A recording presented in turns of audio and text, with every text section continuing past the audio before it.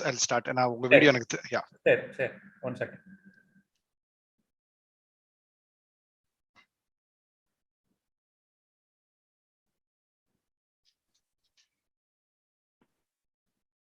Sure, you can start.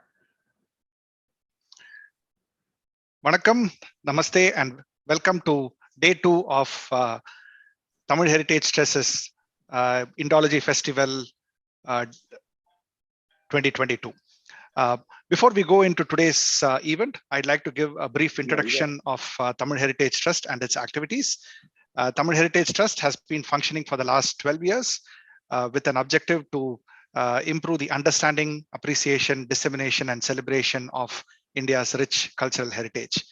We do this through multiple programs and events, through our monthly heritage talks, where we offer a platform for both enthusiasts and experts to speak on a number of topics that are related to Indian heritage. We obviously put them on YouTube. All our events are live on YouTube, where so you can subscribe to our YouTube channel and watch our events. We also conduct intense workshops on temple appreciation, museum appreciation, Pallava Grantham workshops that we conduct for the general public to improve the heritage awareness within the general public. Through our 2-day Pechikacheri event, which is an intense seminar on a central topic, where we did multiple Pechikacheris on the art of the Pallavas, the art of the Pandyas, the latest being the art of the Orissa region that we did in 2022 in the beginning of this year. Through our site seminars, which is an event that happens in January, where we select a place, a heritage site in India, and spend 3 or 4 months as a group studying about it, preparing about the place, and doing research about the place. These are the various events that we conduct through the year. We have been functioning for the last 12 years. We've been conducting these events regularly. We also engage with teachers around Tamil Nadu through a program called Alamar Avai, where we train the school teachers from various parts of Tamil Nadu on aspects related to Indian heritage, so that they can become ambassadors of heritage within their schools, and they can do a better job of disseminating this to the school children. We have been instituting, for the last 2 years, we've instituted the Professor Swaminathan Heritage Award, where we recognize an individual who is doing excellent work in the field of heritage, be it doing research about heritage or dissemination of information or preservation. We have been doing this since 2020.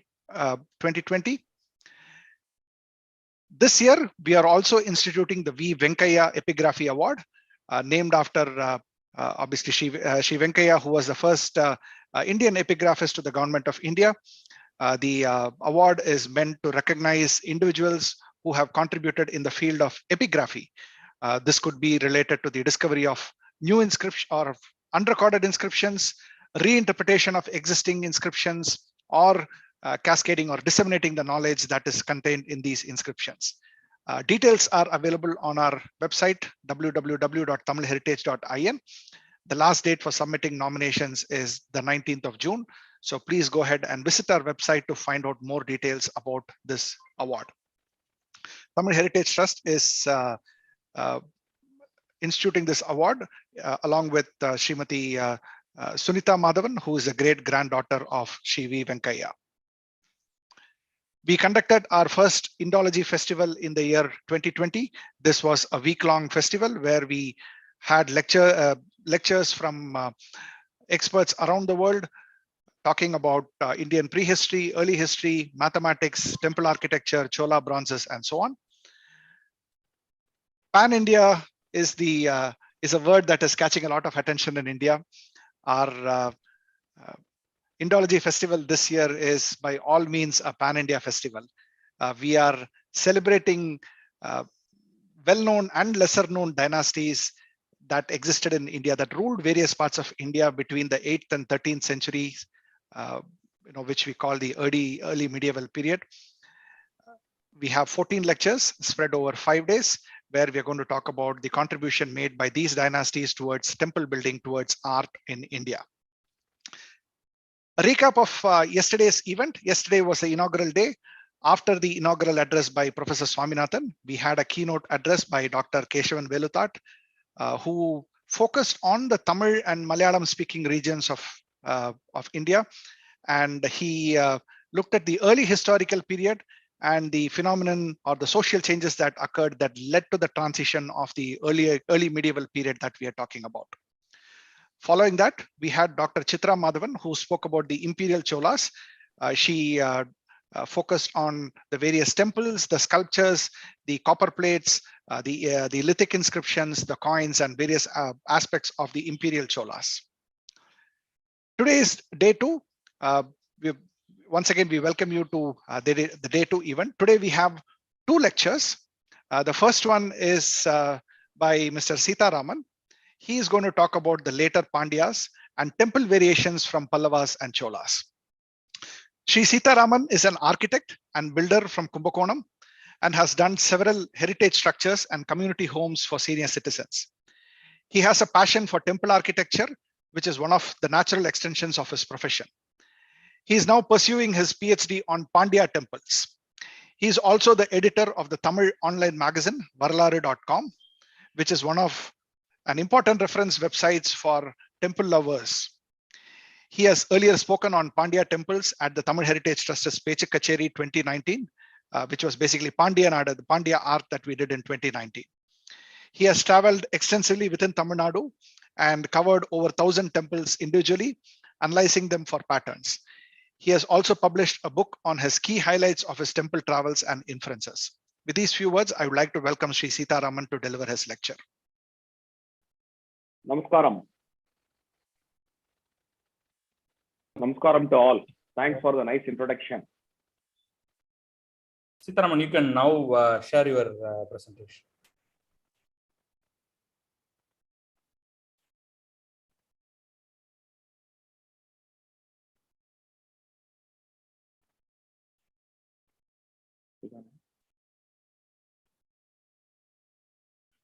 Yeah.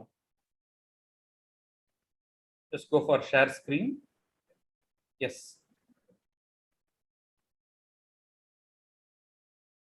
Perfect. Good evening to all. Thanks for the nice introduction. And I would like to express my sincere thanks to give me an opportunity to share some thoughts about the architectural features of Pandya structural temples. So before we get into the architectural features of Pandya temples, I would like to introduce a minimum amount of political summation of the Pandyas. So as far as the Pandya dynasty is concerned, it is one among the longest reigning dynasty in entire India. So from 6th century BC to 17th century AD, that means more than 3,200 years of history. In India, no other dynasty has such a great background of history. So to get their history, we have got so many references. From 5th century BCE up to 7th century BCE, we have got the following great references from our epics and Puranas, like Mahabharata, Skanda Purana, Bhagavata Purana. So in all such great epics, we have got some references about the Pandyas. Journals in Mahavamsa, Kalidasa, Megasthenes, like the great tourists from the West, Marco Polo, they are all mentioning about Pandya kings. Copper plates from 770 CE, Velvikudi copper plates to 1715 CE, Kuttalam copper plates. Inscriptional evidences right from Ashoka period to 17th century. So we can divide the more than 2 millennium years of Pandya history into 5 segments. The first one is Sangam Pandya, which is right from 500 CE up to 3rd century AD. Then historical Pandyas, 500 to 800 CE. So when I'm talking the timeline, so we are all some old students. We used to use the BC and AD concept. So recently they have changed into CE and BCE. So sometimes I may use BC, AD or CE. Kindly excuse me for that. So the historical Pandyas between 500 to 800 CE, medieval Pandyas 800 to 1200 CE. From the historical period, we will be having plenty of inscriptional references. Later Pandyas up to 1750 CE, all, except from Sangam Pandya, all the 4 dynasties, we have got plenty of historical references and copper plate references. But at the Sangam period, we have plenty of literary evidences. So right from 5th century BC to 18th century AD, we have references from many folds. So from the information we have got from inscriptions, literatures, copper plates, we have been trying to get a genealogy, proper genealogy. But a moderate genealogy we have got, because there are some challenges to get the genealogy done properly. We are listing it, some of them here. So many inscriptions, literary evidences, we'll get the same names from various references. Many brothers, blood relatives ruling in different region of the country at the same time. This is signified by too many overlaps in inscription names for kings. Chola style of, during Chola dynasty, there is easy way of, demarcating the kings by way of Rajagesari, Paragesari, only these two. Like the same methodology, even in Pandya, they used to call Maravarma, Jadavarma. So these two titles are alternating the kings. But when we are going through the inscriptional evidences, even alternative kings will have the same title. So this kind of confusions are there. So the Chola style of Maravarman, Jadavarman, alternate titles forwarded for some time in medieval Pandya. Coexistence of Chola regions as Chola Pandyas with similar names for almost like 150 names repeated from Rajendra period to Kulothunga period. So these are all the challenges of arriving a proper genealogy of Pandya. But still, from the age of Sangam up to 18th century, we have named down some of the prominent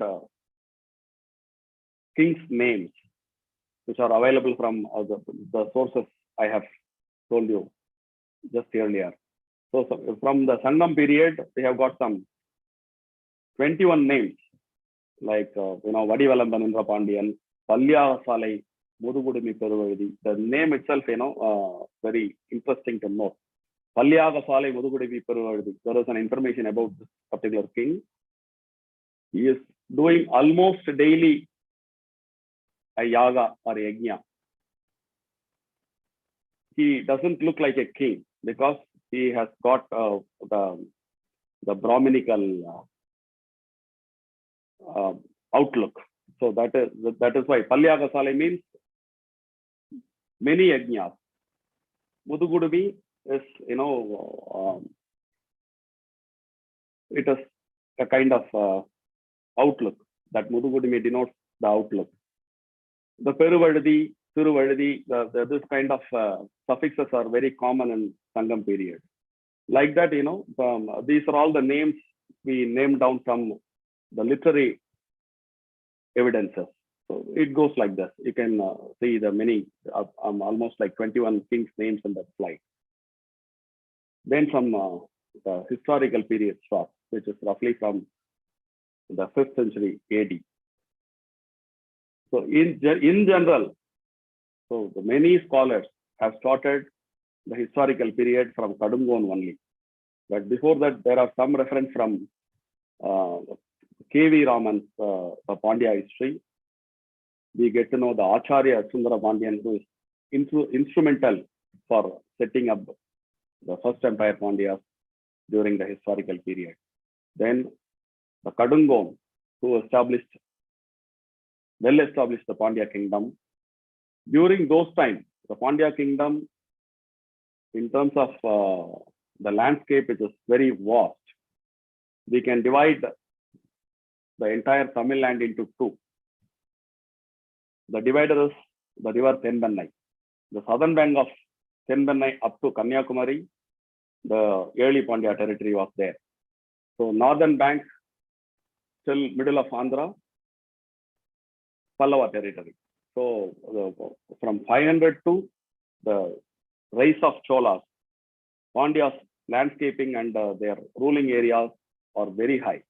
So I am just naming some of the great Pandyas during the historical period, which is from 500 to 800 AD. Acharya Sundara Pandyan, Kadungon, Maravarman Avani Chulamani, Chediyan Sendan, Maravarman Arigesari, Kochadayan Ranadiran, Rajasimavan, Jadila Parandaga. Then it goes, up to the Chola rise in Tanjavur. Even the rise of Chola, the Pandyas are not suppressed completely. They are there in between, on the small packets they have been ruling, and they are gathering together, and they are establishing themselves continuously. That we can come to know when we are reading the Pandya history through the many references. We come to know they never accept the defeat, either by Pallava, Cholas, or Pandyas. They keep on emerging themselves, and they keep on doing some fantastic social work, temple building activities, and making business with every other kingdom. This kind of information, when we are going through the Pandya history, we get to know. So they never become tired. Even they have been defeated by many kings, immediately they emerge. So that is what the history of Pandya shows when we read the history of Pandya. So later Pandyas, between the beginning of 13th century to end of 15th century, when we make a note of the Pandya kings, the list goes very high. So the scope of this presentation is about the temple building activity of the Pandya territory. So I would like to restrict the political history by explaining only 3 kings. Why I am choosing these 3 kings? These 3 kings period is the key changing period, or from the perspective of Pandyas or the perspective of Cholas, the course of history has been changed by figure up 1 or 2 events which changed the entire course of history by both the sides. Veera Pandyan. So the Veera Pandya, whoever who read the great epical story by Kalki, Ponniyin Selvan, so they would have definitely known this particular king. So Veera Pandya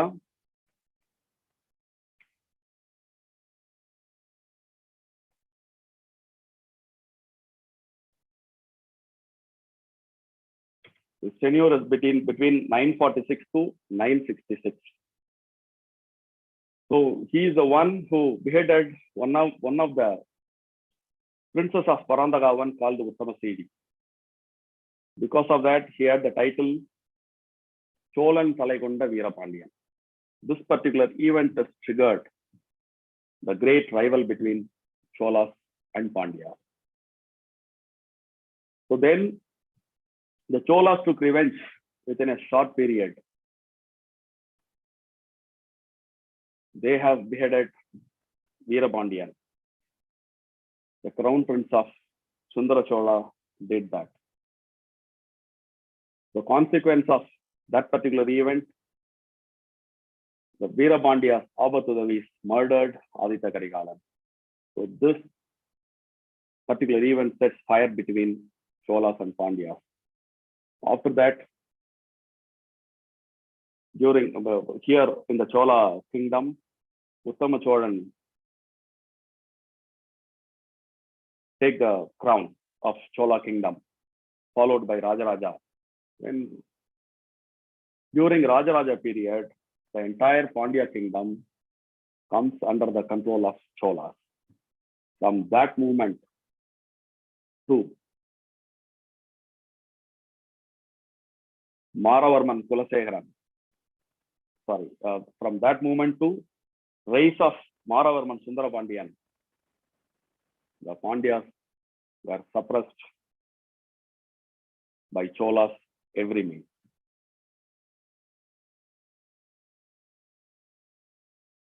Almost 300 years gone.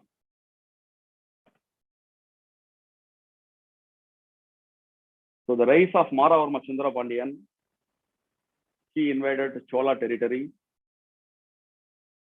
and destroyed all the palaces and buildings. The enraged Sundara Pandya took a great revenge over Cholas.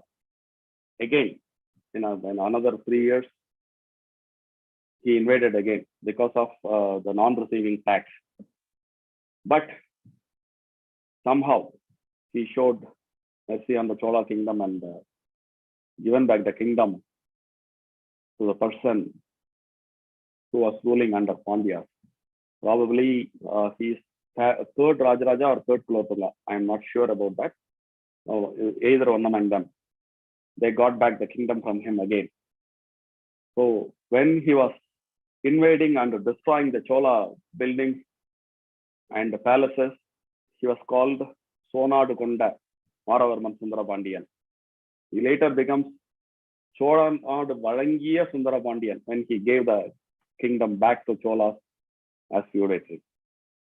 When Cholas resisted again, there was one more sacking of Chola kingdom in 1231. He was called Napoleon of South India and had a large country up to Andhra in his control. Had grants for many temples and did golden roofs. After that,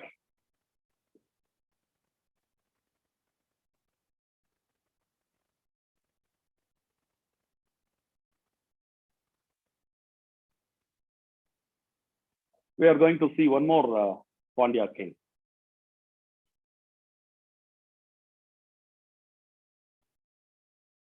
Maravarman Kulasekharan I.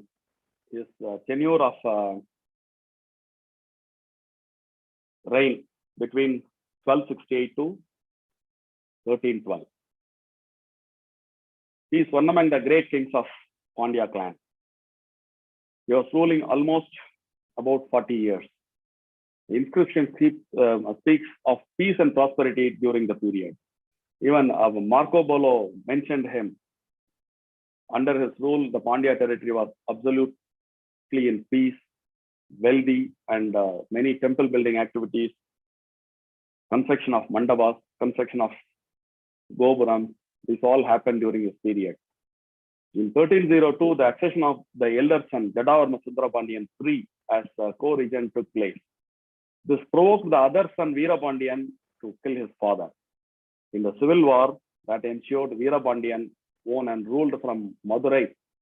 The other son Sundarapandiyan fled to Burdul near Trichy and ruled a small part. It is said that when Mali Kafur invaded Tamil Nadu with support of Ballala of Hoysala, Sundara also died with him and guided the troops to Madurai. With the sacking of Madurai, Pandya rule from Madurai disintegrated and the generations moved to Tenkasi on western border and Tirunelveli on southern border. So why I have chosen these three things? Veerapandiyan sets the fire between Cholas and Pandyas that changes the course of history in Pandya as well as in Chola region. Again, Maravarma Sundara Pandya gained complete control over Chola kingdom. So that also changed the course of history. So from him, the mode is changed from Chola to Pandya. The Maravarman Kulasegaran, here, it is also a turning point in Pandya history. Not only in Pandya history, it is a turning point of Tamil Nadu history. Because of his Sundara Pandyan, his son Sundara Pandyan, Mali Kafur entered into Pandya territory. So that also changes some course of consequences in the Tamil land. So it goes. The political history goes up to 18th century. So after the later Pandyas, the Tenkasi Pandyas emerged and ruled many packets of Pandya kingdom. So during the historical Pandya, the period from 500 AD to 18th century AD, the temple building activities of Pandyas, we can say, very notable mark they have left. The imprint they have put in the Tamil land, particularly the southern part of Tamil Nadu, with various building activities, right from cave temples, monolith, structural temples, paintings, gopuram, mandavas. So various kind of temple building activities they have undergone. Before we getting into Pandya style of architecture, as we know all, the godfather of Indian temple building activities, Mahendra Pallava. So let us begin with the Pallava structure of temple building. Because of the inscription we found from the Mandakapattu Lakshidayana, he was the first king who did temple with non-perishable material.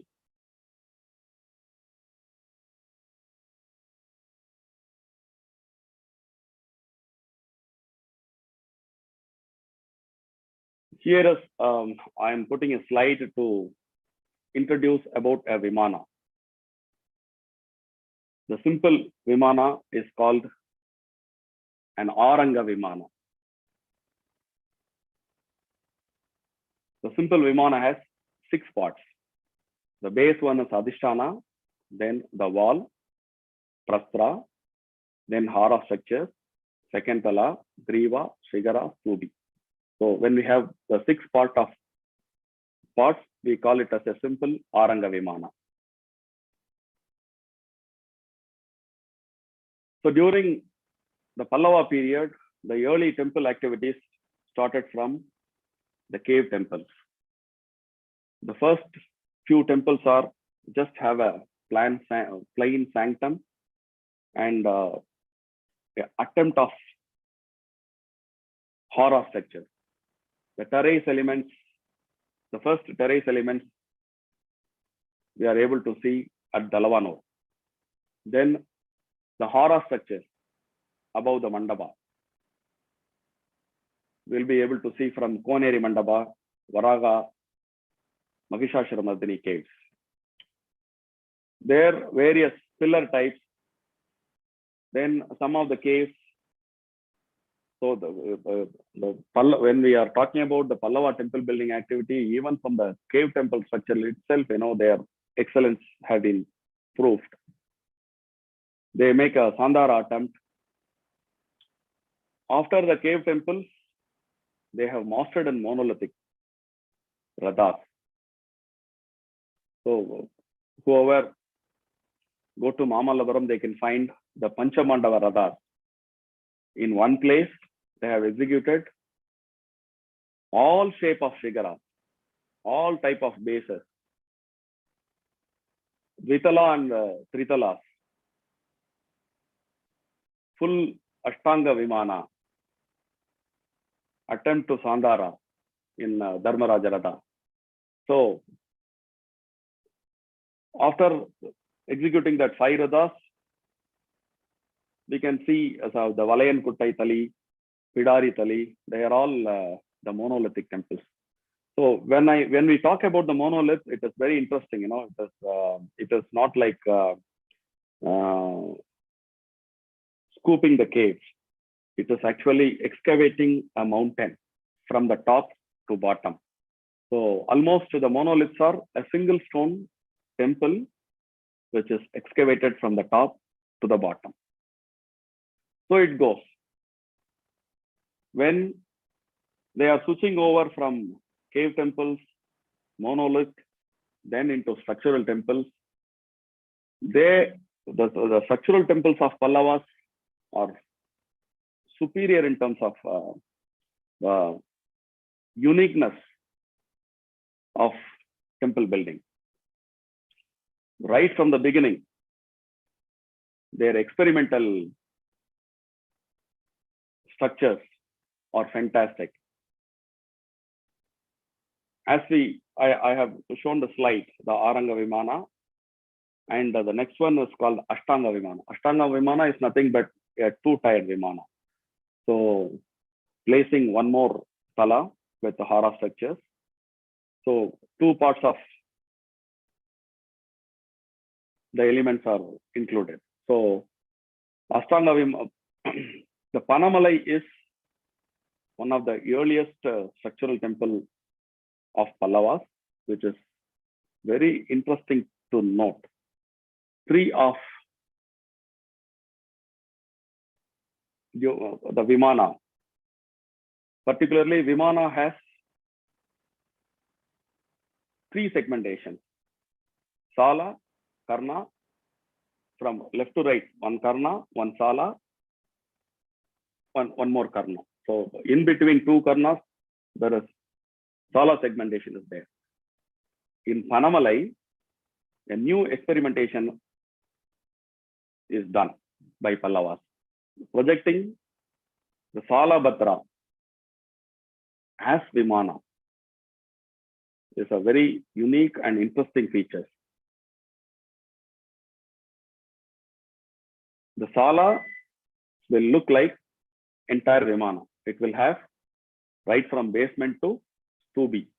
In between, there is a sanctum which can house a deity. That is called Angalaya. In Kailasanada temple, every segmentation is formed as Angalaya. Even the Karna segmentation is able to house a deity. Sala segmentation is able to house a deity. Like that. Except the prime entrance, all Karna, Sala segmentation is projected and formed as Angalaya, which has a full Vimana feature, which is very much unique in Pallava structural temple building activity. On top of it, the Kailasanada temple, Vaikunta Perumal temple, there is Sandara, which is also the earliest experimental and well executed by Pallava. Sandara is nothing but a circumambulatory passage encompassed by 2 walls around the sanctum. So in Kailasanada temple, both Angalaya and Sandharam is executed. So which is very much unique in terms of the earliest structural temple building activities. So, and also the Kailasanatha temple has 4 tiers Vimana. Vaigunda Perumal, 3-tier Vimana.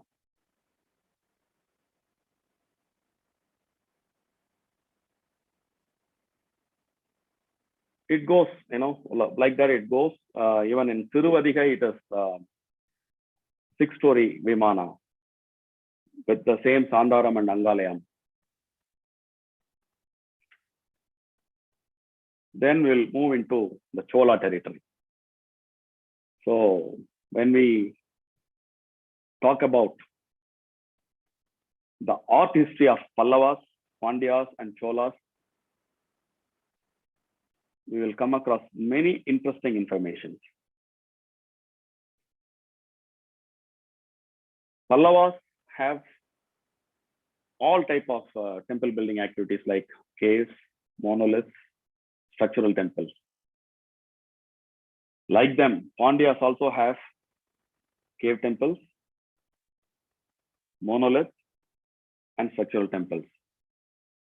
Even though the Chola made a very big attempt of temple building activity, among the many Chola kings, Rajaraja and Rajendra made their imprint very high.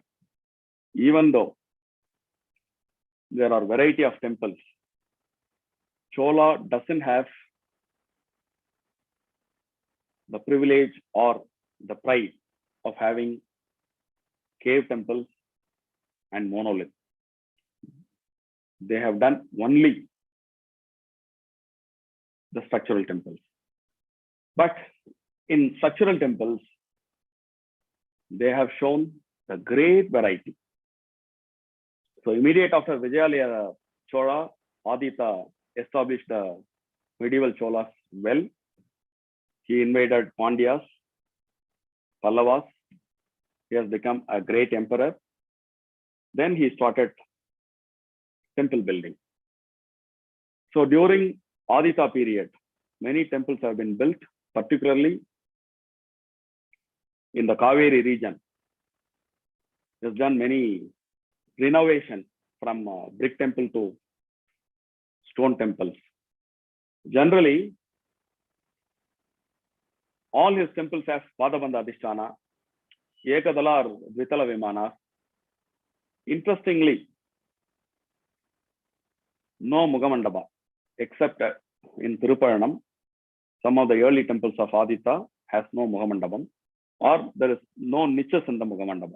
Only 3 niches, 3 cardinal niches: south, west, and north. One more interesting information I'm telling you, which is very, very, very interesting.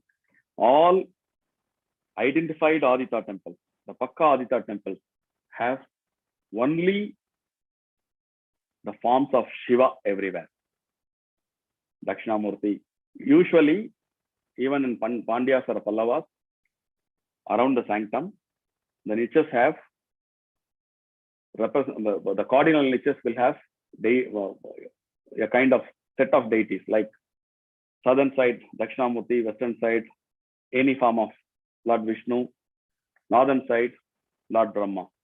So this is the standard format during the early period temples, but Aditya changed the style. All Aditya temples have only various forms of Shiva in the cardinal as well as the hara structures. So example, Tirunaithanam, Tirupayanam, Tiruchotruturai, Tirupundurti. These 4 have identified absolute Aditya temples, which are in good position even today. So if anyone can go and you can see this particular elements of Aditya. And one more interesting point I'm going to tell you here, which is relevant to the Pandya temple architecture too. So Varagana too is a contemporary of Aditya. we all know the Tirupattur temple is executed by Varagunattu. So one particular key element which is common in all Aditya temple is Vritaspadita. So before that, it appears in Aditya temples. It appeared first in Pandya territory, that in Tirupattur temple. After that, the Vijayalaya Cholishwaram by Muttarayas. So that in the southern part, the Cholas and Pandya territory, only in structural temples, the special element called Vritaspadita is seen. And another interesting information is during the entire Pallava dynasty, no structural temple has this particular element called Vritaspadita. But this is visible in one particular monolith, which is called, I think, the Ganesha Radha has the Vritaspadita in the Hara, except that the Vritaspadita is not seen anywhere in the Pallava territory. So the early Cholas have done many innovations. Even in Aditya period, one more interesting, unique architectural features introduced in Lalgudi, which is the Galapadas and Vedipadas have a miniature sculptures. Probably we can say the miniature sculptures in Galapada and Vedipada introduced by Aditya and developed by Parandaka. It goes up to the entire Chola dynasty later. Then Rajaraja and Rajendra, they have excelled in the form of architecture. You know, we can say the glorious architecture of the South India ever seen is the Brahadishwara Temple at Tanjavur and the Gangaikanda Chodapura. Both are very much unique in terms of their execution. We can talk later about that in detail. So up to 15 tiers, Rajaraja. In Tamil Nadu, that is the most beautiful and the highest monument, which has 15 tiers, is the Rajarajeshwaram at Tanjavur. So all type of vimanas executed, thematic during Rajaraja II, the temple at Dharasuram, which is also unique in terms of architecture, which has the miniature sculptures around the entire temple, having all the events of Nayanmar. The Devara events are sculptured in a miniature. So we can call it a Devaram temple. Like that, Cholas are excelled in the form of structural temples. Now, let us come into the Pandya territory, which is the primary focus. So, because of this only, we made a small attempt of bringing you the history of political history of Pandyas. So, when Rajaraja took over the Chola kingdom, he established the administration, military, everything under his control, not only in Cholanadu, Pandya Nadu, some portion of Kerala, and some portion of Venginadu also. This results in Pandya Nadu a kind of suppression. It goes up to the Maravarman Sundara Pandyan. Even though the Pandyas are able to execute beautiful temples in a small manner.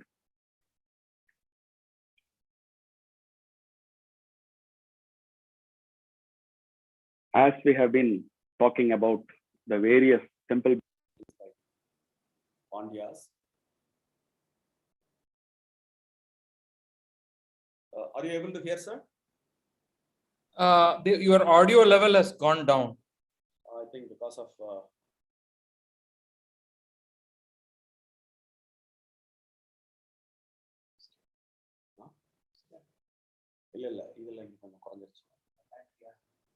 You can even remove the earphones completely and talk directly onto the mic, but you have to change your microphone.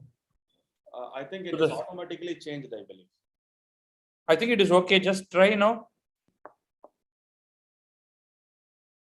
Is it audible now? Yeah, better. Please continue. Yeah, thank you. So Pandyas have attempted all type of temple building. No, it's low. It is low. You really need to increase it up a little bit. Just a moment. Sorry for the interruption. Just a moment. Where are all the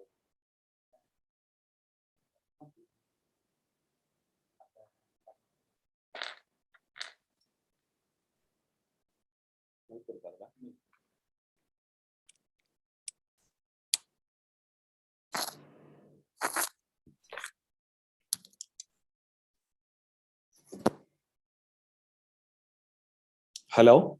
This is better. Excellent. Please continue. Thank you.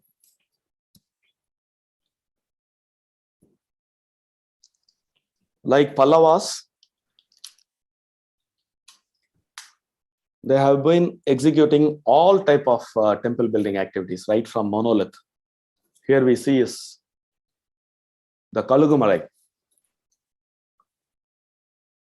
You can see it is excavated from the top. We are able to clearly see the Hara structures and second Dala, Griva, Sigara, and Stubi. The Adi Dala is still under construction. It is left in between. So how a monolith is being excavated, we can clearly get to know from this. So this is the masterpiece architecture by Pandyas.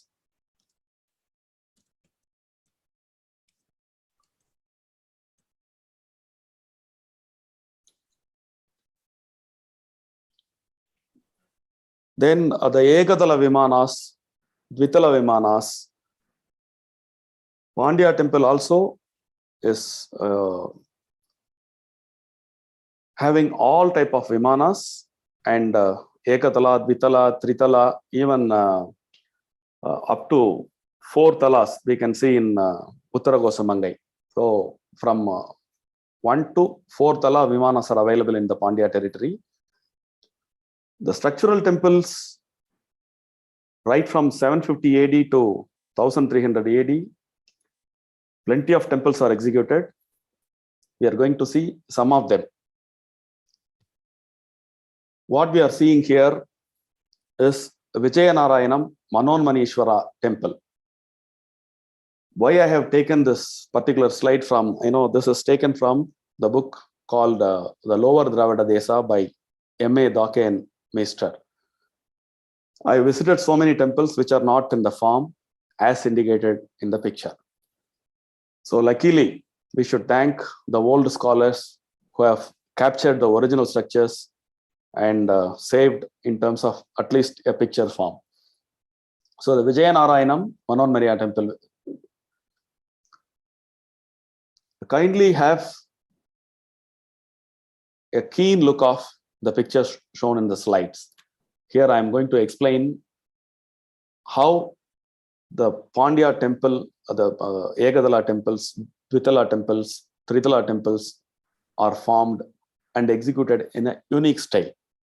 So we have seen structural temples by everyone like Pallavas, Cholas, and Pandyas, many other feudatories. Everyone has left their own mark of execution. So here what we see, the Adhisthana is a Pradibandha Adhisthana. You can see the Pradivari. Usually the Pradivari in Chola, there is a Vyalavari is there. Or in Pandya, you can see as simple projections. The Adhisthana is succumbed in the soil. We are able to see only from the Kumuda level, Kumuda, Pattika, and Vedika. So this is a Pradibandha Vimana, simple Vimana. The segmentations are very simple. 4 pilasters make 3 segmentations. The center one is called the Sala. The other 2, we can easily find it as Karnabhadra. Here you can see the niche, which is very small, which cannot house a deity. So the temples of Pandyas, this is a unique style. The niches provided in Chola territory will be easily able to housing a deity. But in Pandya territory, the niches are small and is not able to house a deity. So this is the primary and the unique difference between the Pandya and Chola architecture. Here is the Vijay Narayanam Pyramal Temple. It's again a simple Egadala structure. You can easily notice there is no niche. A plain wall demarcated by 4 pilasters. The central one is Sala, the remaining 2 are Karnas. Also, the segmentation of Bhadra is very important. It's very interesting too. So, if we know the a kind of small information, we'll be enjoying and we'll be able to find. If you see only such segmentation, even the Griva Sigara Stubi is not seen, you will be able to say it is an Ekadala Vimana.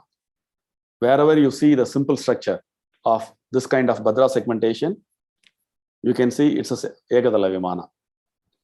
Then what is a Dvidala Vimana? How do you find? Even if we don't see the upper part of the Vimana, how do we find either it is as single-storied or 2-storied? Here at the Tirupatur, I will explain about that. So make a note of this particular temple, in the last portion of the presentation, I will compare the Chola building activity and Pandya building activity. So these 2 temples are very important to make a difference. But as an outlook, everything will be looking same. But when we look into deep, we'll be able to find the difference. So during the later part of 9th century, Varagana II executed such a beautiful, fantastic temple, we can say. So even now, this temple is in a good form. The Adi Tala is original. I don't know about the 2nd and 3rd Tala, but when they have rebuilt or reconstruct, the same structure has been maintained. So thanks to the people, those who have done the reconstruction, they have not touched, they have not deviated. So it can be one among the greatest example of reconstruction of a old temple. So they have not touched any part. They have not deviated. Even the 2nd Tala and 3rd Tala, it is a pure Nagara temple. Here you can see the Karnabhadra and Salabhadra are slightly projected. It forms a kind of niche in between. There they have placed the wall Panjara.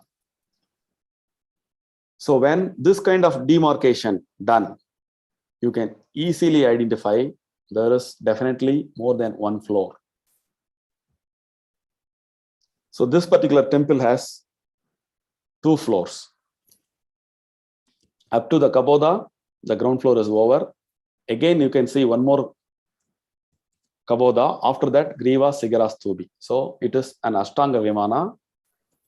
Here we can see in the Hara, between the Karnakudu and the Sala, we can see the Vritaspatita. This element is only available in the Pandya territory in this temple.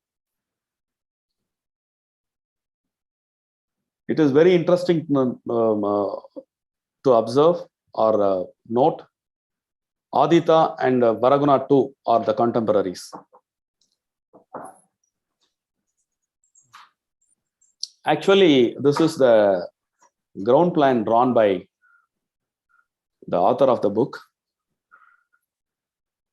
I found a small mistake in this, actually. As we have seen, the temple, the Mughamandapa is slightly reduced in size, but here it shows the Mughamandapa and Karuvare are in the same line. It is a small mistake. Probably when the author goes to the temple, it might look like this. Later on, after the reconstruction done, the Mughamandapa might be changed a little bit, or it is the mistake of the author. I don't know about it, but somehow the drawing and the temple is not matched perfectly.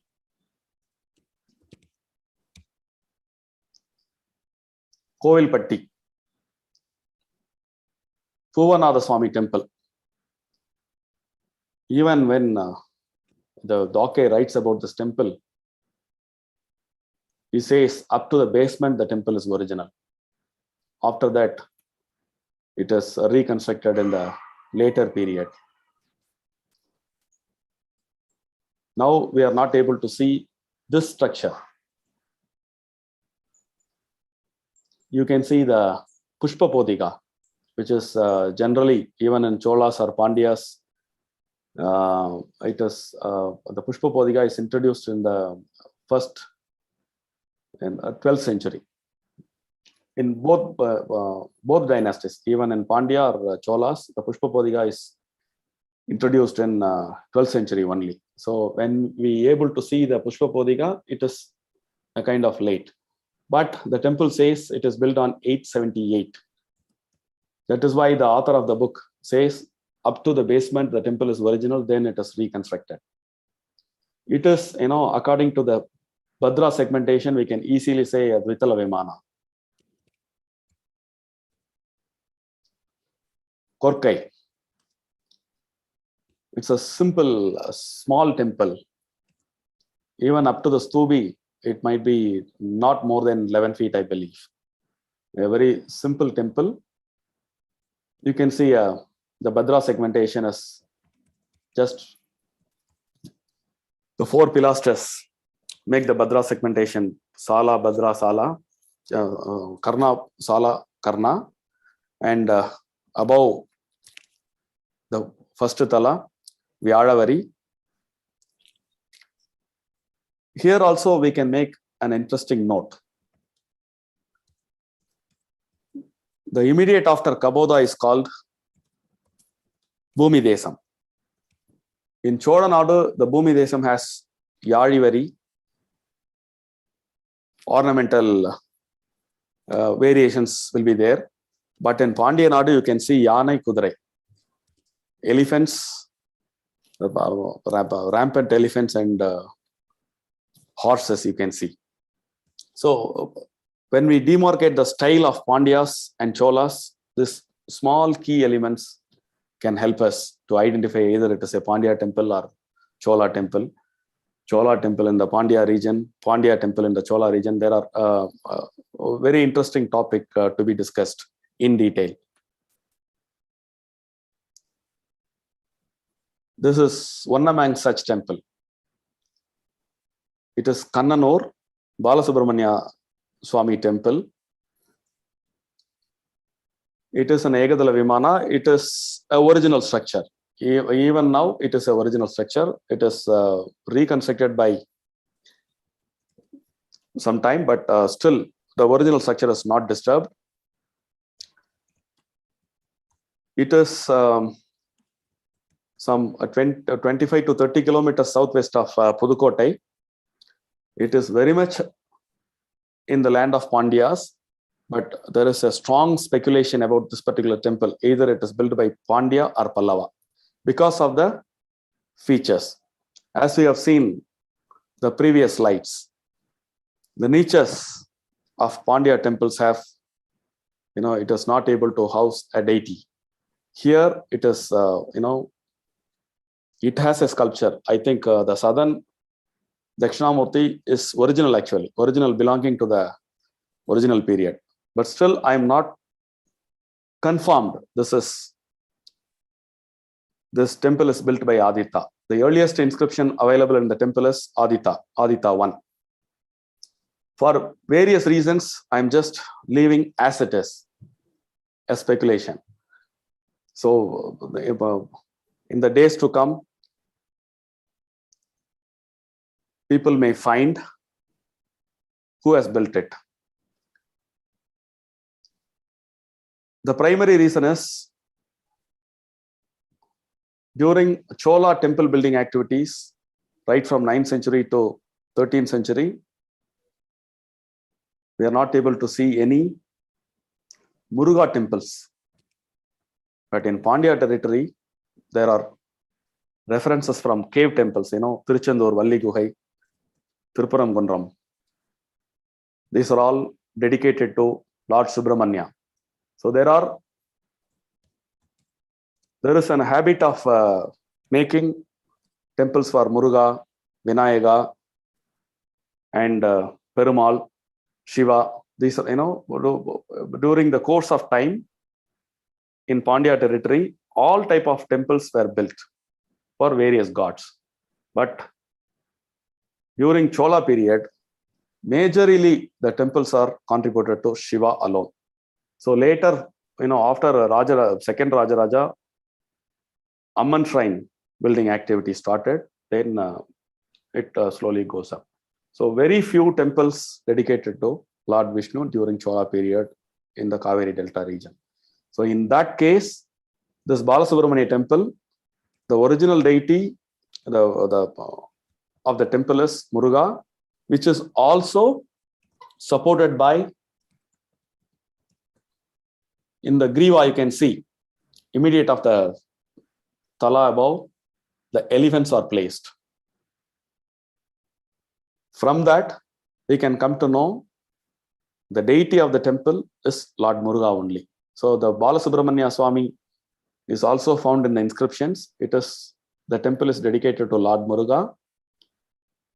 Still, there is a debate. Either it is a Pandya temple or Chola temple. I leave it to the people.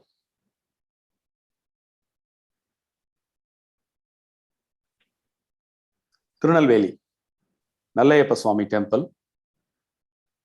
Here also you can see the simple structure. The Magara Dharana is in a unique style. It is only a beauty element. The Sala and the niche. You can see the pilasters and the primary wall doesn't have any cave inside. It's you can see between the pilasters and the niche pilasters, the mother wall is same. You can make a note. Many of the Pandya temples, Egatala, Dvitala, Tridala, you can see this particular feature. This may be the unique feature of Pandya temples. The Magara Dharana is very beautiful, which is also unique in terms of pattern. Yenadi. It is a very simple structure. Egatala Vimana. We can see the Bhadra segmentation, equal Bhadra segmentation, and the forms of galas, galabadas, but doesn't have any sculpture in it. So this is another interesting and fantastic temple of Pandya territory. It is situated in Valishwaram, near Ambasamudram. The temple is in a very good condition even today. This is one among the best temples of Pandya territory.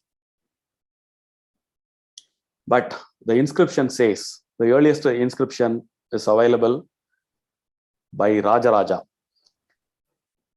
But so far we have identified some of the elements of Pandya, the difference between Cholas and Pandyas. Here also you can see the primary during the Salabhadra, you can see the niche. In Cholanadu, nowhere you can find such a narrow niche, doesn't have any deity. So from the style itself, we can arrive. This might be belonging to the Pandyas. Also from this temple, I can show you one more unique feature. In Cholanadu, you can see in the Bhadra Salas, the prime wall of Vimana, the Bhadra of prime wall of Vimana will have a primary deity, like in the southern side, Dakshinamurti, western side, either Lingodbhava or any form of Vishnu, northern side, Brahma. Here, you can see a very interesting attribute by Pandyas. The Hara structure has all such deities. You can see it is the west side of the Vimana. See the Hara. In the Sala, you can see Lingodbhava. In between, the Nasikas will have other forms of Lord Shiva and Gangadhara. Many other things are there. But all four corners, the cardinal deities, which is generally seen in Chola period, is seen in the Hara structure here, which is absolutely unique in terms of comparatively with the Chola temples. This particular temple has a unique variation in terms of the grand show. It is a Dvitala Vimana. I have also noticed the Buddha Mala underneath the Kapoda is very prominent. The entire Vallabhi occupies the Buddha Mala, which is seen fantastic. In this particular picture, I also have noted an interesting point. Immediate above the Kapoda, the Vyadavari is there.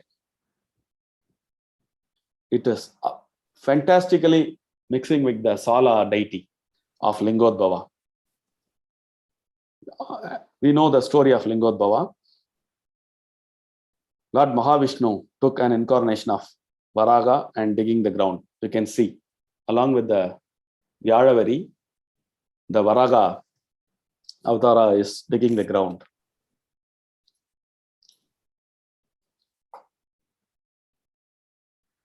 So in Pandya, majorly Padabandha Adhisthana, very few Pradibandha Adhisthana.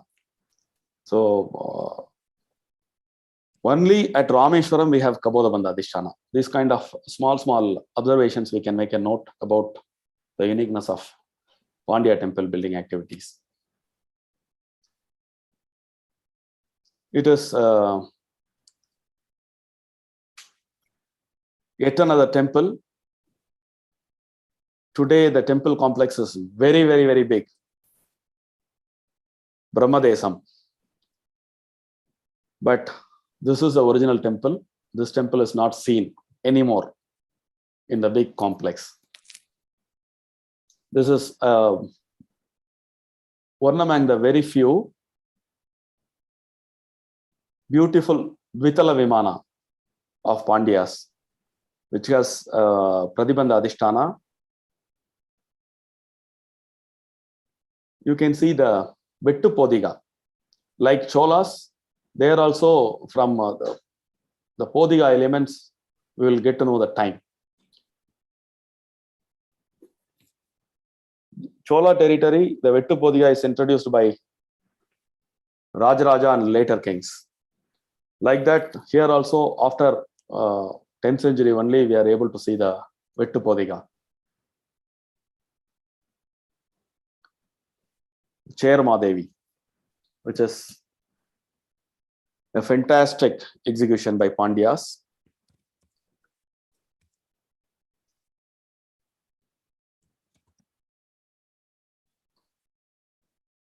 when I see this picture, I remember Vijayale Cholishwaram. The Aditala of Vijayale Cholishwaram exactly look like this.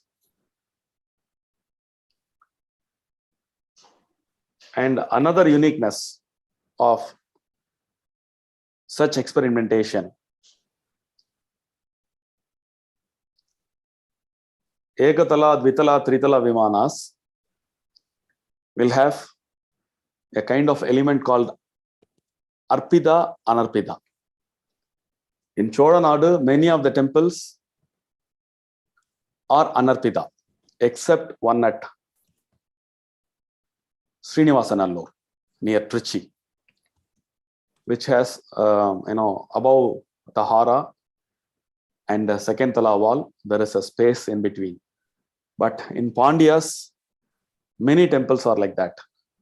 Particularly when we see about Mannargoil, which has a proper circumambulatory passage, one can walk around the second Tala. So the basic structure, you can see the Hara above. Then the primary wall of the second Tala rises. Between the second Tala and the Hara, there is a small passage one can go around. Also, you can see the formation of Kandabada and Vedibada sculptures, which has only floral designs in this temple, which is the unique feature of Cholas. In Chola territory, right from Aditya, I think till the end of Chola reign, you can see the Pada sculptures in many temples, which has unique theme like Ramayana, Kandapurana, Shiva Purana, Mahabharata events, in many temples, particularly in the early Chola temples, we can see the narrative Ramayana from Pullamangai, Kumbhavanam Nageshwaran Temple, Gobarapatti, like that. But here it's just a formation of Kalapada and Vedibada sculptures are available. And this is one of the fantastic grand show by Pandyas, Mannargoil. Here also we can make a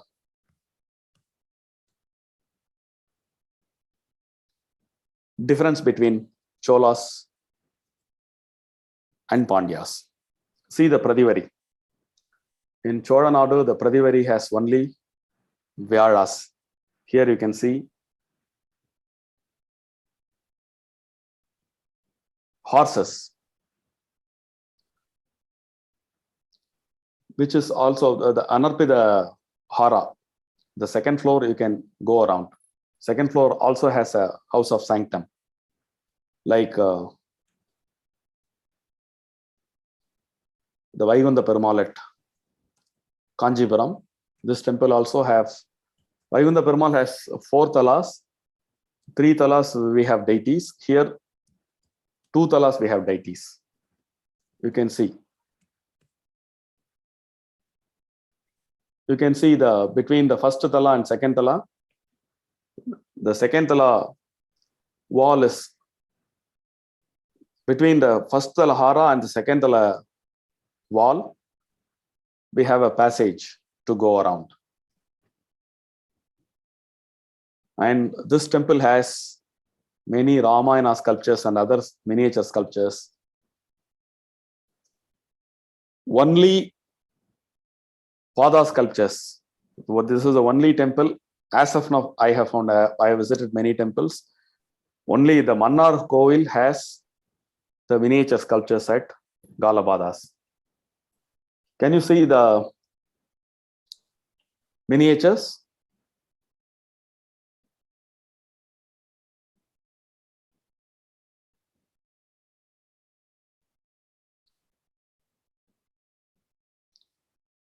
Pattamadai.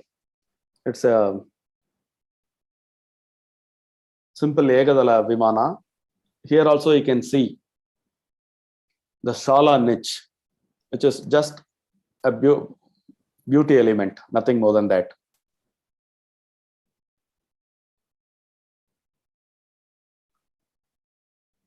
Kuruvitrai Chitra Vallabha Perumal.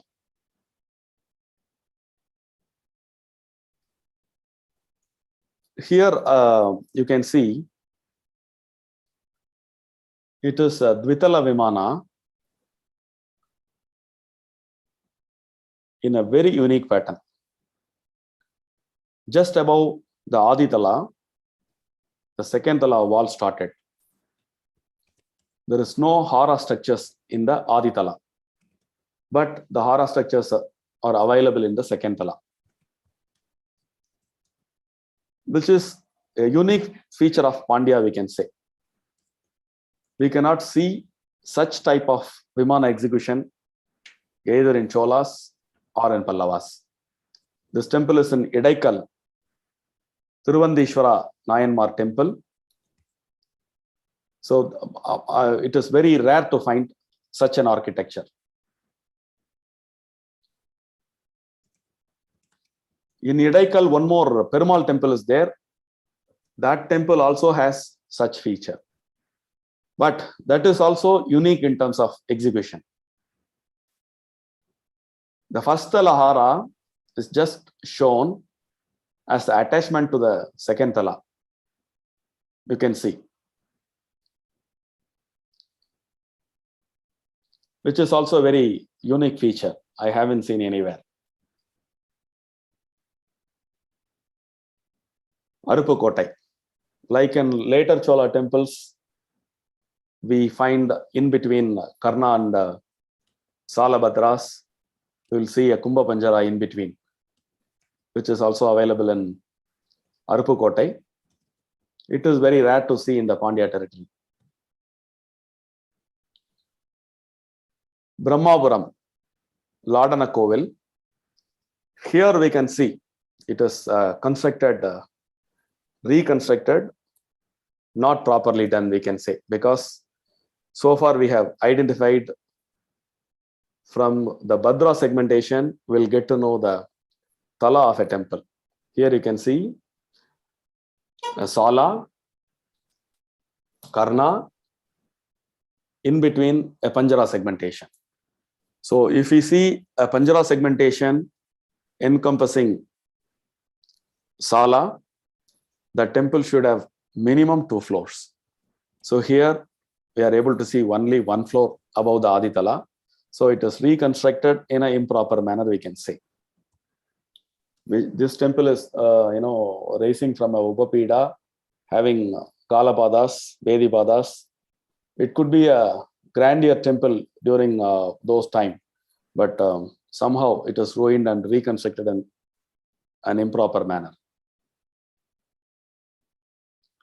And here it is a fantastic and unique temple of Pandya territory. It is Uttaragosa Mangai. See the Aditala, it is also called by Mada Kovil. It is it's a kind of debate. Either it is a Mada Kovil or a proper normal temple. We can argue in both the manner, but as of now, we'll go along with the majority. Majority people say it is a Mada Kovil. But as far as the Mada Kovil's formula or the grammar of a Mada Kovil is, 1 tala is empty tala. But from the picture itself, you can see Adi tala, there is an entrance to go inside. So according to the grammar of a Mada Kovil, we cannot say it is a Mada Kovil. But there is a second tala, you can go from the side steps and there is a deity. So the Adi tala has a deity, the first tala has a deity. After that, there are 3 more talas actually. Because of people consider as a Mada Kovil, they are restricting into 4 floors. But we can see clearly 5-tiered Vimana this. So in the Pandya territory, this is the highest and many tiers Vimana. Seetharaman, sorry. Yeah. How much more time to complete these slides so we can have a discussion also? Yeah, probably 10 minutes I'll finish. If you can speed it up, that will be great. Thank you. Definitely. I'll do that. So this is the Adidala structure of that Uttarakosamangai. Then Urkadu and Ekatala Vimana. The Rameshwaram group of temples. The sad part is no original Vimana is available now. Only from the pictures we have to find such great, grandeur and beautiful Vimana of Rameshwaram. There were 4 temples existed. You can see a fantastic structure of Vitala Vimana and one Tritala Vimana. There are 4 temples were available. I think some 50-60 years ago, this picture would have been taken, I believe. Now the reconstruction spoiled the entire glory of our past. So in the earlier I said the comparison of one Chola temple and Pandya temple, almost contemporary. The right side you see a Tiruchenambundi, Parandaga temple, left side the Tirupattur. You can see the difference of niches. The panjaras in between. The Chola style has a niche which can house a deity. The Pandya style has a niche which cannot house a deity. So we can clearly see the difference between Chola and Pandya almost in the same timeline. And this is, the temple I've seen near Udangudi. It is called Varaguna Pandishwara Temple. It might be the later Pandya temple, which you can see the Bhadra segmentation. It's a simple 2-tier Vimana. We can see all the 2 tiers here. What is interesting in this temple is, we saw at Thiruvalishwaram, the Hara structure has the cardinal deities. Here, the Bhumi Desam has the cardinal deity, which is, I have never seen anywhere except this temple. The center portion of the Vyadavari, in the western portion, we can see Narasimha. North, we can see Brahma. South, we can see Dakshinamurti. Here is the temple. And also the Hara structures are, even it is reconstructed later, it is beautiful. Aranga Chalai, Aranga Karnakudu, it's all a fantastic one. And here we come. In Tamil Nadu, we have been discussing so far about Pandyas, Cholas, and Pallavas.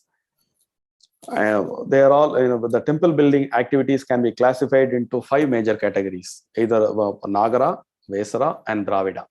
So the Nagara has 2 types, square and rectangular.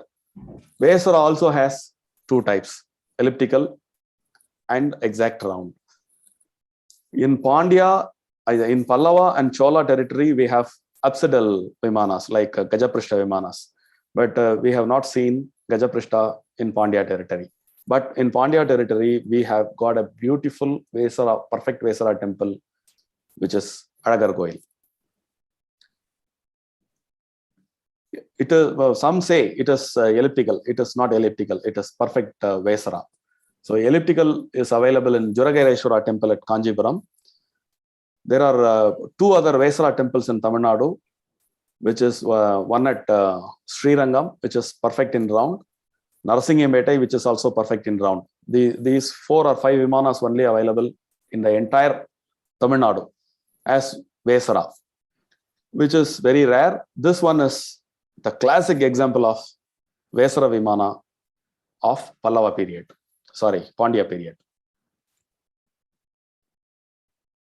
It is a perfect Vesara, Tuya Vesara, because the base, wall, and Grivam, Sigaram, Stubi, all are Vesaras. So we are at the, now I can summing up the Pandya architectural unique features, like all of all type of temples, cave, monolith, structural. Also, they have contributed drawings, Chitanavasal paintings. In Chitanavasal, the paintings are available, the earliest paintings of Tamil Nadu, which is beautiful. They also contributed Goburas. Pandyas, they are specialized in Goburas, making mandavas, plenty of social structures and religious structures.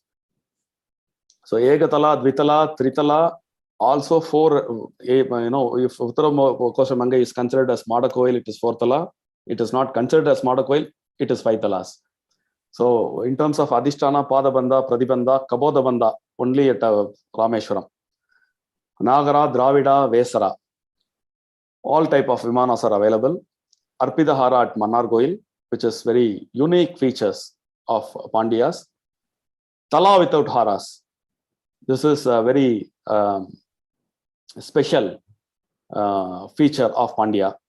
Cardinal deities on Bhumi Desam, which is also we have never seen anywhere. So this is very rare and unique. Thank you. I hope I finished in time or taken some more time. Thank you, Seetharaman. I want to at least touch upon 2 or 3 questions. Sure. Do you want to keep your presentation on, or can you, do you want to show some images if I have some questions? What would you prefer?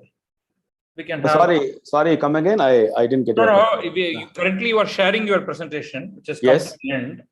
Yes. You can go back and show some pictures for Q&A. Yeah. Definitely. Okay. Just go back. So first, let me highlight 2-3 questions. Right. Okay. The first thing is, of course, a lot of viewers have asked for. They have. They would have preferred a lot more of images in the beginning when you were discussing the features of Pallava architecture and then Chola architecture. It was all in the form of tables. So many of them wanted to see images to correlate and correspond with the particular, technical words that you are using. But maybe, some other time we can do a more detailed lecture on that. Okay? Sure, we'll do that. Yeah. So now let me ask you a question. Now, why is it that the Pandya niche? So niche for those of us from the Chola region. Yes. Is always to house a deity. Yes.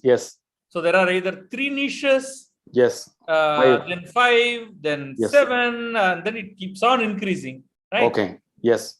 But why is it that in Pandya country, it is not a place for the god, but only as a, let's say, embellishment.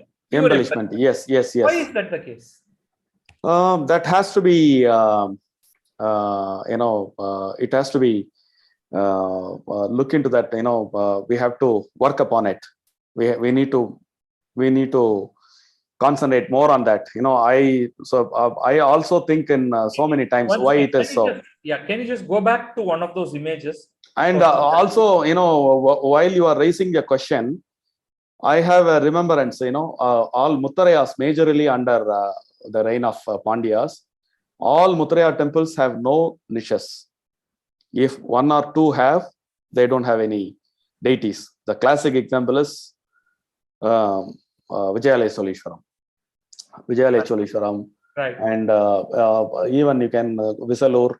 All prominent Muttaraya temples have no niches in the sala. So it could be rooted from Pandyas, I believe. But to answer this question, we need to work more. I think even in the early part of the Karnataka Dravida style also, either there is no niche at all, or I don't know whether when they had niches, they were so thin as to not have any idols in them. But later on, we have a reasonably large size niches that can carry. So there is some relationship that requires more understanding. Maybe looking at some documents to find out Yeah, definitely. You can see the Alagargoil also. In Narsingampettai also, Vesara temple in Chola territory. There is one pure Vesara temple at Narsingampettai, which has niches and deities in the cardinal positions. See, in the Alagargoil, there is only perforated windows. Can you go back to Thiruvalliswaram image on your presentation? Yeah, sure. Let's use the cursor and go back, because I have a question related to that. Yes. Just the up arrow in the keyboard. Yes. So quickly go back there. Can you see that now? No, I can't. It's just showing me a white screen. Oh, again, I need to share. Where? I just see a white screen. Now yes. you are, yeah, okay. Yes. Thank you. Now, there are a couple of questions here. Yes. So, it is very clear that this temple was built by the Cholas. Okay. But the style, yes, distinctly non-Chola from the heart of Chola. Yes. So we will take it as it's a Pallava temple. Sorry, it's a Pandya temple built by the Chola kings. Yes. You know, I was so sure it is built by Raja once upon a time. Then after visiting many temples and studying the small variations between Cholas and Pandyas, then I now come to know it might be built by Pandyas. Under the occupational period, you know, there might be Chola influence, but there is a solid difference between both the styles. Okay, so we may say that you know, the probably a small chieftain of a Pandya background with the Pandya artisans has probably built it. Yes. But is obviously, you know, you have to pay respects to the absolute monarch who happens to be a Chola. Yes. And you have the inscription in his name. Yes. So we can understand that, because the. But some historians say this temple would have been executed in the early 9th century, even before Raja is born. Some people say, but the earliest reference we come to know from the temple is only from Raja. So that is the confusion. But still, there are some unique style variants in Chola and Pandya. Like the Kannanur and this, there are some 3-4 temples are having such debate. Okay. So Kannanur still no one finds, you know, who built the temple. But according to SRB, it is built by Aditya I. Okay. So this is, you know, what really was interesting to me was how you unpacked step by step from the various elements that are normally found in the Chola temples and how in the Pandya temples they are different. That they are not there, or something else is there, or the way the niche is there, the way the Bhadra is structured. Yes. So it's quite technical. Thank you. You need to understand the basic technicalities. Yes, definitely. But for a lay person, let's say, you know, someone who doesn't understand all the technical words, etc. I just I am shown 2 temples. I'm just transplanted to one of the places. What is the easiest way in which I can say, hey, this is a Chola temple, not a Pandya temple, and this is a Pandya temple and not a Chola temple? We need to look. Don't use any keywords. Just tell me in the layman's term. Okay, it is quite difficult, but I'll try. Okay. So, but from the look itself, you know, there would be, you know, you get a feel. You know, we have I have, as a builder, I can say this: every builder, like so many built an apartment. If you come to my apartment, I will show a uniqueness in my building activity. Like that, every builder, like Cholas, Muttarayas, Velirs, everybody has executed in a unique manner. There is some unique point. To know that unique point, we need to be technical. But the outlook itself will convey a difference. Here you can see the hara structure. In Chola, the hara is different. Here the hara is different, like that. So the feel of from an outlook you can find. So even if you know technically, you can easily find. For example, yeah, very very trivialized kind of a thing, right? Okay. Now from an iconographical point of view, I go to a Pandya temple, Okay. a Shiva temple. Okay. On the west, most likely I will see a Narasimha. Okay. The somehow in the Chola space, yes, it's not necessarily that you would see a Narasimha. You would probably see a Lingodbhava, but many a temple even in Chola territory will have will house it is the cardinal niches basically according to Agama, or we can say whatever the rule. The south belongs to Dakshinamurti, east belongs to Muruga, north belongs to Brahma, west belongs to Vishnu. This is the grammar which major temples are applying this grammar. Even let it be Pandya territory or Pallava territory or Chola territory. But some have differed, like Adita, and later from Parandaka executed in this style. Particularly the second Talahara, Sala housing only such kind of formula. You can see even the Aditala varies. Okay. The first Talahara housing the cardinal deities in this order only. But west belongs to Mahavishnu, so various forms of Mahavishnu would have been represented. They have in some you can see directly Raja Srinivasa Perumal or Vaikundanatha Perumal.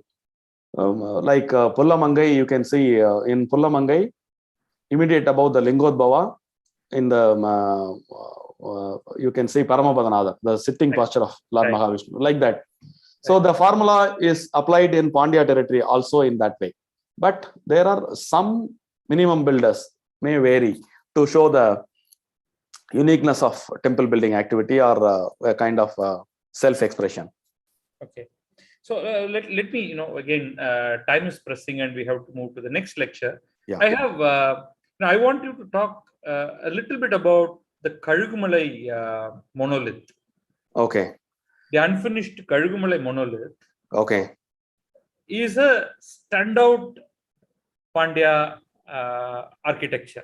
Yeah, definitely. Undoubtedly, it is the only monolith of South. In the beginning of my lecture, as I say, the Tenbenai is the dividing point. So after the southern bank of Tenbenai, it is the only monolith. And the beautiful sculptures, if we want to explain about the architectural features, the Sala, Karnakudu, the Valabi, Griva, Sigara, Stubi, it's all fantastic. Absolutely flawless. But the icons there are outstanding. So for a minute, I'm not even going to talk about the icons. Yes. From an architectural point of view, what are the standout features? Can you just go back? I know you only have a line drawing of it. Yes. Just bring that up. Yes, the next one. Yeah. Yes. Now, tell me a little bit about the architecture, and with that we will close. Yeah. See, as when we discuss about the Bhadra segmentation, so the ground sthala must be segmented by Sala, Panjara, and Karna, because it's a two-tier Vimana.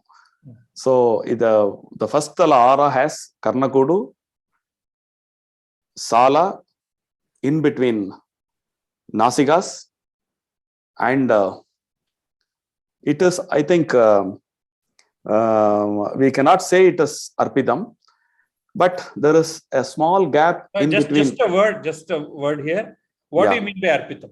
So for our Arpitam, Anarpitam, there are two words are used in the architectural world. The Arpitam means the second tala wall and the first tala hara. In between, there is a passage. There is a gap to walk around. It is Arpitam. Anarpita means that space is not available. Okay. So major in Pandya territory, we have only one Arpita temple, which is Mannargoil. Okay. Here, I have seen this temple, but there is a small space, but it cannot. We cannot say it is Arpita Vimana. It is Anarpitam only. You can see the second tala wall clearly. So, which is a predominant feature of Anarpita structure. There is a small gap. You cannot walk around, but there is a clear-cut demarcation between the hara and the second tala wall, which also gives you the feeling of added beauty. Okay. So the second tala is clearly visible. On top of it, the griva, sigara, stubi. The stubi is not there, but it should have been there, I believe, because up to the Padma petals are also there. Only the stubi has to be put. Right. So it is complete over the Aditala.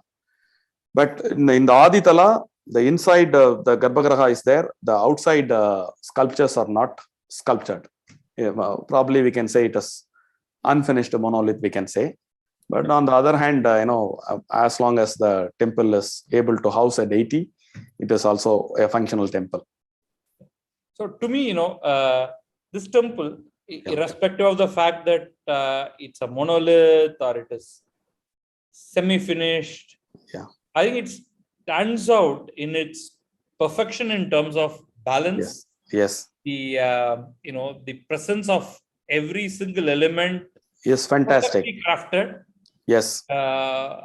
The core icons of gods. Yes. The others, the apsaras, the kalis, the bhutas. Yes. Entire combination. And there is one beautiful sculpture of Shiva and Parvati in a sitting posture. It's mind-blowing sculpture. The front one. Front one. Yes. The Garbhagriha. Yes. And also the Budaganas of Mugamandava as well as the Karuvarai. Each one is to be inspected uniquely. Right. In such a way it is carved and beautifully done. So if I have to really pick one standout Pandya monument, there are many. But one single standout, it will have to be this. I mean, this is my view, but what is your view? Yeah, absolutely. It is Kalugumalai. If you are not able to speak Kalugumalai, we are not covered the Pandya architecture. So the Kalugumalai is holding the entire Pandya temple building activity. We can say that. But many cave temples are fantastic. Either by directly the Pandya kings or there are feudatories like Muttarayas, Thirumayam, Malayadipatti. Right. These are all beautiful structures. These are all fantastic, mind-blowing, and unique. In Malayadipatti, you might be seen one Vinayaka. I have never seen such a beautiful and inviting Vinayaka anywhere in the world. The unique presentations of Pandyas. So Kalugumalai is one among that. Even all sculptures are unique and beautiful.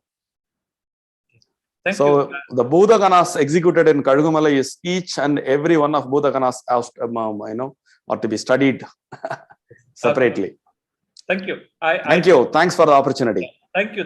I think we have to do multiple topics on this. Yes. To really do justice to this. So we'll come back to you again to schedule quite a few talks. Both in Tamil and in English, and let's carry this forward. Yeah. Now I will hand it over to Kishore. Yes. For introducing the next presenter. Thank you. Thank you, Mr. Seetharaman. That was an excellent lecture. Lot of learnings, and particularly with the architectural style, but also with several terms, and it really encourage us to go back and learn both basics and advanced and a lot of the terms that you introduced. For people who are watching this program, Mr. Seetharaman also delivered a lecture in our 2019 Pandya Pechakacheri on the structural Pandya temples of the Pandya kings. So if you've not watched it, we would highly encourage you to go and watch this on YouTube. You can find it. Just search on Tamil Heritage Trust Pandya art. You'll be able to find Mr. Seetharaman's lecture there. Thank you once again. Let me, Badri, if you can allow me to share my screen. You can share. Just share screen and you proceed. It doesn't let me do that. Go ahead now. Try now. Oh, thank you all. With your permission, can I take leave? Please. Yeah. Thank you. Thank you, sir. Thank you. So from the Pandya country, we go next to Central India. Our next speaker is Dr. Manjari Balerao, and her topic is the Gallant Pratiharas and their mysterious monuments. Dr. Manjari Balerao is the Associate Professor of Indology in Sri Balamukund Lohia Center of Sanskrit and Indological Studies, Tilak Maharashtra Vidyapeeth, Pune. Her training has been in history, archaeology, Indology, Prakrit, and Sanskrit. Her areas of research are Buddhism, ancient Indian art and architecture, archaeology, epigraphy, numismatics, iconography, ancient Indian literature, etc. She has participated in several excavations. She has conducted field surveys of Buddhist rock cut caves and inscriptions. She has also carried out archaeological explorations in the valleys of river Meena, Kukudi, God, Bhima, Krishna, etc. to trace the early historical settlements. She has participated in the Ajanta site seminar conducted by Professor Walter Spink in 1992. Her publications include 2 books as a co-author, 27 research articles, and 25 popular articles. She is the recipient of research fellowships and grants from UGC, ICHR, the Victoria and Albert Museum, London, and the KR Sama Oriental Institute. She has participated in 21 international, 27 national, and 10 regional seminars and has presented research papers. She teaches archaeology, Sanskrit, Prakrit, Pali, and Indian culture at the universities of Pune, Mumbai, Nagpur, Solapur, Kolkata, and the Symbiosis International University. She serves on several professional bodies associated with education and history. Her accomplishments and services have been recognized with several awards, including the Sahyadri Gaurav Puraskar in 2016, the Bapu Saheb Joshi Award from Prasad Prakashan in 2016, the Suman Vaidya Adarsh Shikshika Puraskar from Itihas Shikshak Mahamandal in 2019, the Lifetime Achievement Award from the International Collector Society of Rare Items in 2019, the Samarthya Navadurga Puraskar from Samarthya Prabodhini in 2020. For those of you who remember, she also gave a lecture on the Satavahanas in 2021 at in one of the monthly lectures organized by Tamil Heritage. We welcome Dr. Manjari to deliver her lecture. Thank you.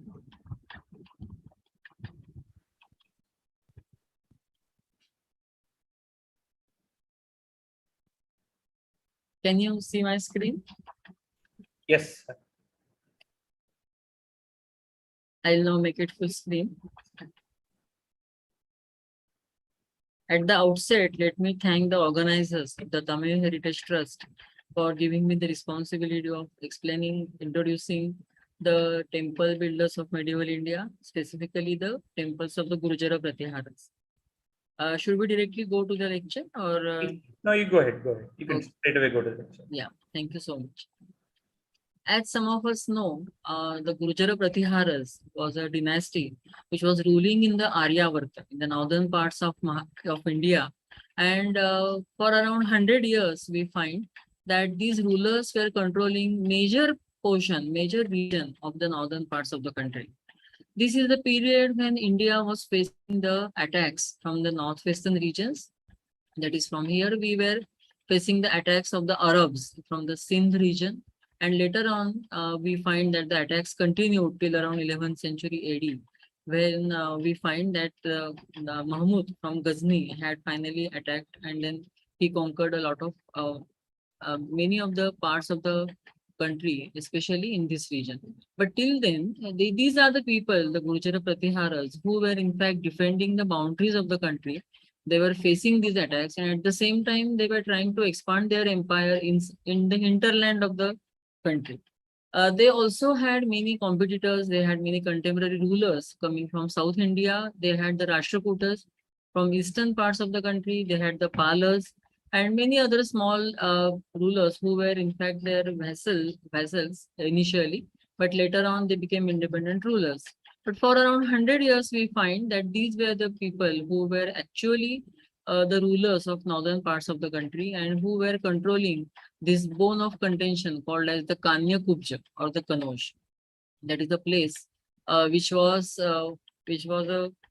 wanted by all the rulers, especially the Palas and Pratiharas and the Rashtrakutas. So initially, when we try to see the origin of these rulers, we find that their early rulers are mentioned in some of the later inscriptions, from which we get the information of the beginning of this rule. But then they call themselves as Agni Kula, who were born in the Agni Kula or Agni Vamshis. And then we find that the first ruler, which is given in the inscriptions or whom we come to know about, is Nagabhatta the first. He was the person who probably founded their empire. And then at that time, he was ruling from Ujjain. He had made Ujjain as his capital. Initially, people thought that these Gurjara Pratiharas were foreigners.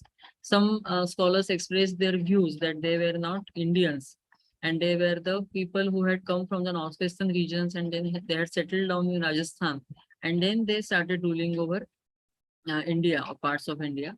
Some scholars believe that the name Gurjara indicates that they were the inhabitants of Gujarat, and then they were the rulers who in fact were the guardians of this country. Pratihara is a guardian, and then they themselves in their own inscriptions tell that like Lakshmana, who was the guardian of Rama, these Pratiharas were the guardians of this country.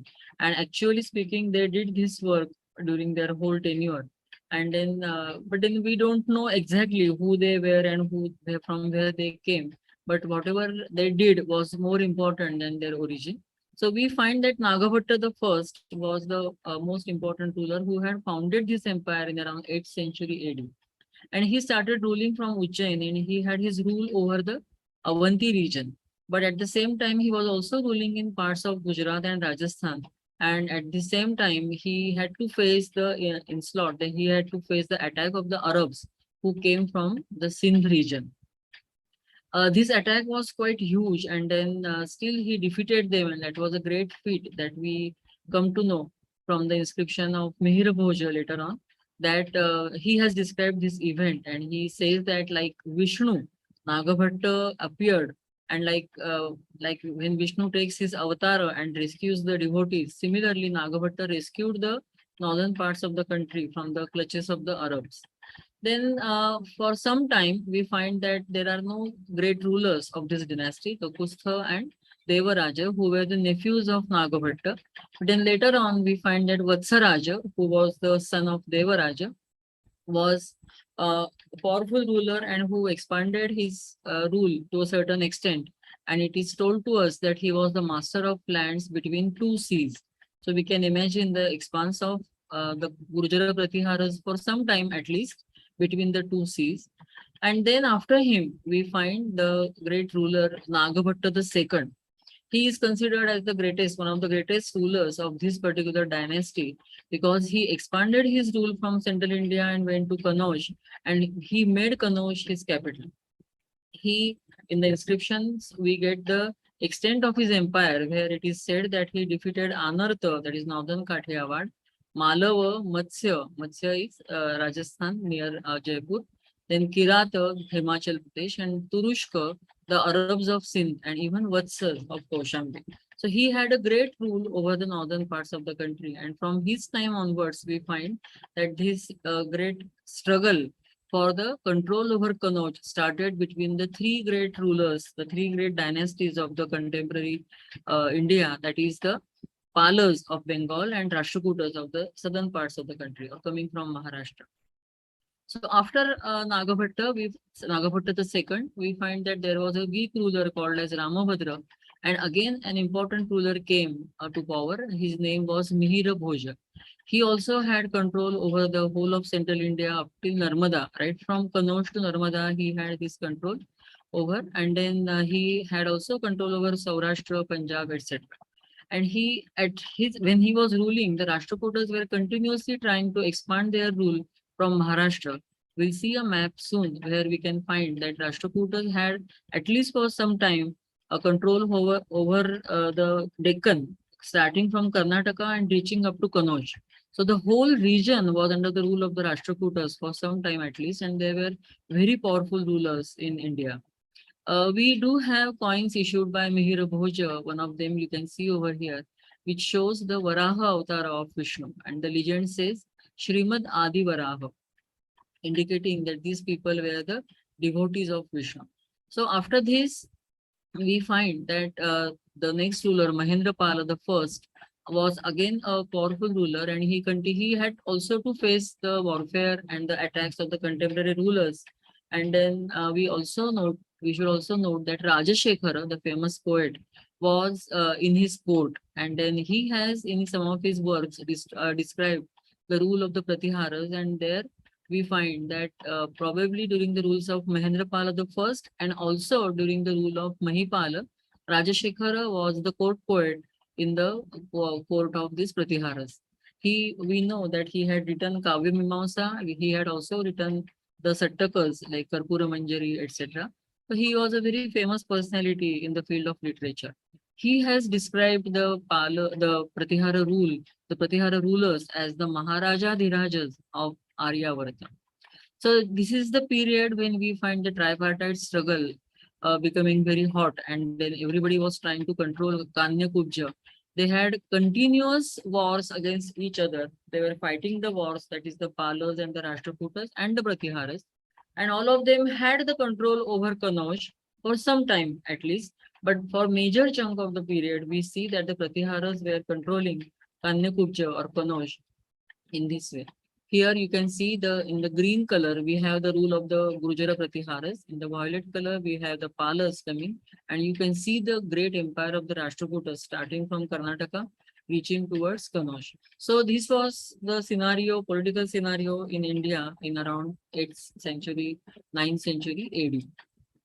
So the later rulers, Bhoja II, Mahipala I were good. I mean, there were some strong rulers, but then later on we find that the dynasty was on the decline, and then they were very weak rulers. They had many feudatories who were in fact becoming independent, considering the weak status of the rulers of the Gurjara Pratihara. So we have the great Chandelas who were the feudatories of Gurjara Pratiharas for some time, and then they were ruling from Jejagabhukti. We know that Jejagabhukti is modern Khajuraho. Then we also see Kachapaghatas who were ruling from Gopadri region, that is modern Gwalior district and as well as Morena district. Then we also find Chedis ruling from Dahal. Then we have Paramaras ruling from Malwa, Guhilas from Mewad, and Chahamanas from Shakumbari. So these 5-6 feudatories of the Gurjara Pratiharas, they started becoming independent over the period of time. But we find that the art and architecture that was created during the rules of these feudatories had the influence of the art of the Gurjara Pratiharas. In fact, they continued the style of architecture, which is generally called as Maru Gurjara style. Then they also continued the religious faith. I mean, we find that the temples were constructed mainly for Shiva and Shakti also. And then few temples were constructed for Vishnu also during this rule. So the Gurjara Pratiharas, they faced the Islamic invasions even during the times of Muhammad of Ghazni, and they lost control over Kanauj as well as major part of their empire in North India. But then we see that considering when we take a review of their rule in North India, we find that they had a prosperous rule. It was a centralized rule in North India after the Guptas, because we find that the Guptas they had a huge empire in the whole country, in north as well as southern parts of the country, where they had some feudatories. But then after the Guptas, we find that there was decentralization in the whole of the country, and where regional powers were coming up. In North India, we find the rule of the Vardhanas, and after the Vardhanas, there was a vacuum, and which was filled in by the Gurjara Pratiharas. So overall speaking, we find that the Gurjara Pratiharas had a prosperous rule, because even though they were fighting, they were having peaceful life for the people. The people during their rule were constructing temples, having a lot of trade with Western countries, and we also find that Rajashekhara, who has described these emperors of them, who has described them as emperors of Aryavarta, has written something about these people where we find a peaceful life, a prosperous life, especially for Kanyakubja, which was the bone of contention for all these three great dynasties, mainly because of the trade. Kanyakubja or Kanauj, modern Kanauj, was a great center of trade. And during those days, we find that all the traders coming from West Asia, even from Central India, they were coming. It was a hub for many trading activities, which would give a lot of taxation to the person, to the dynasty, which would control the city. And that is why we find that everybody wanted to have control over Kanyakubja. So we also find that during their period, the art and architecture had reached some heights, especially in Central India, sometimes under their own under the rule of their own feudatories, and sometimes during the rule of the Gurjara Pratihara rulers themselves. So the first temple that we are going to see, because our main focus will be on the architecture and art of the which was created during the times or under the influence of Gurjara Pratihara. So the temples that we'll see during the lecture, not all of them are directly patronized by the Gurjara Pratihara rulers, but we will find that their feudatories were patronizing the constructions. They were doing some kinds of experiments, and this is the period where we find that the temple architecture creation was becoming very popular. People were constructing numerous temples. When we see the evidence at Batesara, we'll find that 200 temples were constructed at one single site. So in this way, we find that people had taken up this activity mainly for earning the merit, maybe. And some of the temples could have been memorial temples also, but then sometimes it is difficult to understand the function of the temple. So initially, we find that at Gwalior, on the fort of Gwalior, we have a huge temple. This is quite a huge temple, which is generally known as the Telika Mandir. So this temple, as you can see in the description, was constructed during the rule of the Pratihara ruler Mihir Bhoja. And it was in a very bad shape when Alexander Cunningham visited the site. And then later on restorations took place. But you can see that this is a unique temple, especially when we see the temples in North India after 9th-10th centuries AD. This temple is of the Vallabhi Shikhara. It has a Vallabhi Shikhara over here and has a rectangular Garbhagruh. So this is a unique temple which was constructed on the Gwalior fort, on the fort of Gwalior. In fact, the fort came up later on. It was the Gopachala or Gopadri Parvata or Gopadri Hill initially. And on the top of the hill, we find that a couple of 3 temples at least were constructed, which can still be seen today. So this temple is generally dated to 8th-9th centuries AD. And this is a photograph which was taken before the restoration, that is in 1869.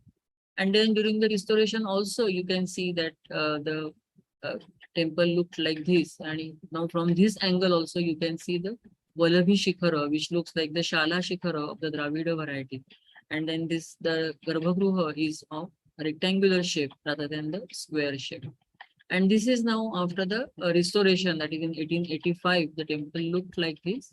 Today, if you go there, you will find that some of the pillars which were not there initially in this picture, you will see that there is nothing in the campus of the temple. But today, if you go there, you will find that there are many Jain Tirthankara images, as well as some images of Jain deities, and some pillars are also kept over here.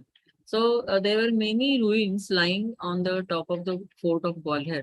And then the restorers, they brought everything together in the campus of Telika Mandir, and then they kept them there. Some of the ruins, some of the beautiful sculptures were taken to the Gujri Mahal Museum at the base of the Gwalior fort. So we find that this temple was constructed when Mihira Bhoja was ruling, but we do not find the direct patronage of Mihira Bhoja to this temple. As you can see that this temple has a Vallabhi Prasada. Even though this is of the Nagara variety, we find that this looks like this has a Vallabhi Prasada. And then in the Orison, the Kalinga architecture, the same style is called as the Khakra style of temple architecture, Khakra Devur.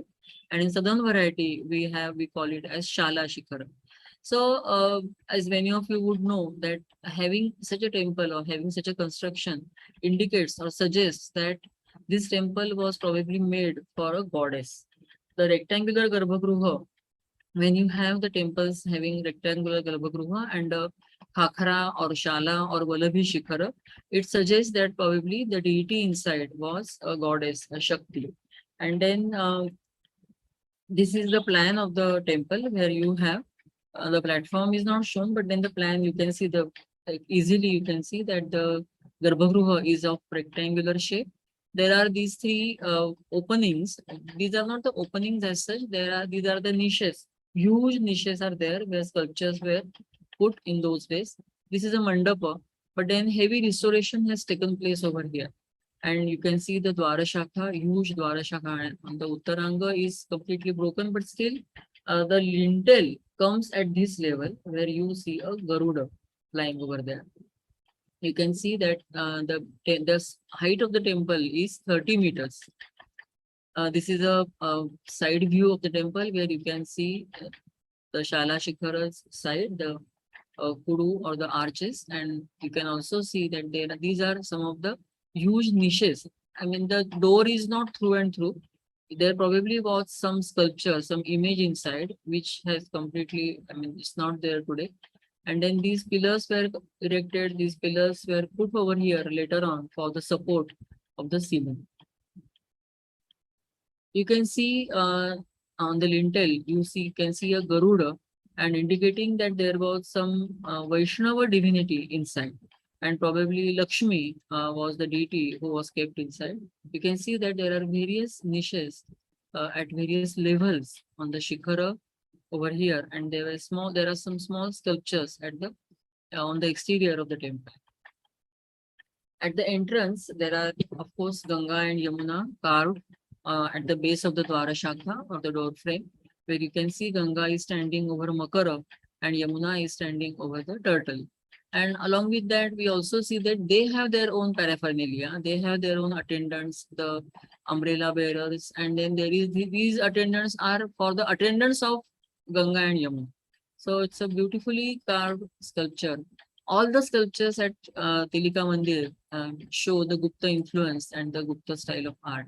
So you can even see, if you take a close up, you can even see the design on the clothes of the garment of Ganga. And it's beautifully carved star shape over here. And as we discussed that this probably was a temple which was made for Matruka, probably a Vaishnavite Matruka, that is Lakshmi. But then during 15th century, some inscription was written over here, and then the inscription tells us that this temple was, at that time, it had a Shivalinga inside, and it was a Shaiva temple. So probably after some time, the deity, the image of the deity was taken out and the Shivalinga was installed inside. The next temple that we have in our list is the Badoli temple complex at Rajasthan, in Rajasthan. This is near Kota. So Badoli or Baroli is the name by which the temple complex is known. And then there's a complex of nearly 10 temples, but then many of them are in very bad shape, because Aurangzeb had destroyed them when he had his Rajasthan conquest, when he had come here for his conquest over Rajasthan. So the temple towards left is the Ghateshwar temple, and to the right is the Shrungar Chowri temple. But then these two are, this is the only mandapa is remaining and the shrine is destroyed. And here you can see the whole temple standing in quite complete shape. Here you can see the Maru Gurjara style, the northern variety. And then there is another temple. There is a huge tank nearby, and wherein we see the temple of Shiva inside the tank itself. So probably the Shiva was the temple was always in water when it was a living temple. Today, other than these, other temples are in a very bad shape, as told earlier, that it was the complex was destroyed by Aurangzeb when he had come here. Another temple, I mean, these are two temples on the port of Gwalior. They are called as the Sas Bahu temple or the Sas Bahu Ka Mandir. Generally, people think that this is the name of only one temple, but then this is a twin temple complex where we have two temples next to each other. One is a huge temple. The first one is a huge temple, and the other one is a smaller one. The temple which is larger in size is known by the name of the Sas, the mother-in-law, and the smaller temple is known by the name of the daughter-in-law, the Bahu. It was also in a very, very bad shape. Those who have seen these temples would know the amount of restoration that has been carried out. The whole Garbhagruha was completely restored, had to be completely restored because it was in a very bad shape. It was completely falling down. And from the other side also, you will find that many parts of the temple were removed and the new portions were attached to them, to both the temples, because they were also destroyed by the Islamic attacks on the fort itself. So these temples were not constructed by the Gurjara Pratiharas themselves, but they were constructed by the feudatories of the Gurjara Pratiharas, and they were called as the Kachapa Ghata rulers. So we find that after the end of the Gurjara Pratihara rule in central India, the Kachapa Ghata rulers started ruling over the regions in and around Gwalior or the Gopadri hill and where we have today the Morena district. So all those temples, the huge temple complexes, were created by the Kachapa Ghata rulers, who were the feudatories of Gurjara Pratiharas, but they followed the same style of temple architecture, which was started during the rule of the Gurjara and Pratiharas. So we find that during the rule of King Mahipala, we here in around 1093, this temple was created. Both of them were Vishnu temples. We can see from the remaining sculptures on the Sas temple, we can see that there were many Vaishnavite sculptures, and the images, the temple was made for Vishnu. That is quite clear. But then in case of the Bahu temple, the sanctum is completely lost. We cannot see anything, or we cannot see the remains of the Garbhagruha also. There is only the Dwara Shakha left over there. We'll see that later on. So this is the larger temple, the Sas temple, which was a triple storied temple. And then you can see when you go inside, there is access to go to the upper stories also. It is heavily reconstructed as told earlier, and it was constructed on a huge plinth. Whatever remains today tells us about the grandeur of the temple. There is a saying in Hindi, Khandahar batate hai imarat kitni buland thi. So that is actually can be applied to this particular temple. The beautiful quality of sculptures that you see, even the beautifully colored and very fine-grained sandstone that was used for creating this temple, in fact, has added the beauty of this particular temple. The sculptures that we see on the exterior and even some sculptures which are still left inside suggest that this was a Vaishnava temple. But then there are sculptures of all the deities like Brahma, Vishnu and Mahesh, which can be seen as we see them in case of other temples over here also. Many of them have been removed, many of them have been broken. But you can see the stories of this temple and the upper story also. This is the ceiling, which is fortunately remaining over there and which is quite intact. This is how you find the central and shrine, the Garbhagruha itself, and you can see the images over there, Brahma, Vishnu and Mahesh, all of them can be seen over here. And then these are the images of Vishnu, the Vibhavas of Vishnu on the exterior of the temple. And you can see now, this is a lateral view of the temple where you can see that the whole Garbhagruha was completely renovated. It was in fact reconstructed to a large extent. We see that there are two entrances to the mandapa also. This is the main, this is the Mukha Mandapa, this is the mandapa. of the temple, and this is the Garbhagruha. This is the Antarala. So we can go till the Antarala and see some parts of the Garbhagruha, but the later portion is completely renovated. The other temple, which is the smaller temple called as the Bahu Temple, is seen on this plain next to the main temple, next to the huge temple. And this portion that is of the Garbhagruha is completely broken. You can see the city of Gwalior because this is constructed on the top of the fort of Gwalior today. You can see the city of Gwalior from here. And this in fact is the Mandapa, this is the Antarala, and this is the beginning of the Garbhagruha. And you can see that there is nothing over there. So this is how it remains. Majorly it's broken. All the figures have been destroyed, and the Garbhagruha itself has been destroyed in case of the smaller, the Bahu temple. This is how the fort looks from the top of the fort, and then the rest of the fort and the city of Gwalior. But you can see this quality of sculptures over here. From whatever is remaining, we can find that this was a beautiful temple which was constructed over there. So next sites that we see, which were created during the rule of the Kachapaghatha rulers, and they were in a very bad shape. They were not known to the world also. Some of the British visitors, British archaeologists had visited them. They had noted them, they had documented them to a certain extent, and later on we find that the whole area was controlled by the dacoits of the Chambal Valley. The dacoits, the Chambal Valley dacoits has been a famous chapter in the history of Central India. I need not tell you about them. Many of you know about the ravages made by the dacoits to the people, and as well as the monuments in those regions. The whole area was under huge forest for a long time. The dacoits were controlling this region. It was under their rule. Actually, under their rule, even the government officials could not enter there. But then after some time, so these are the sites called as Mitavali, Padavali, Bateshwar, and another site is Naresar. And we'll find in Kakanamat is also there. So the most important is the Batesara group of temples, which was restored to a certain extent by the officials of the Archaeological Survey of India, and the credit in fact goes to Padma Shri Mr. K.K. Muhammad, who was serving the Archaeological Survey of India in Madhya Pradesh at that time. In fact, when he decided to take the temples out from the control of the dacoits, he met the dacoits himself many times.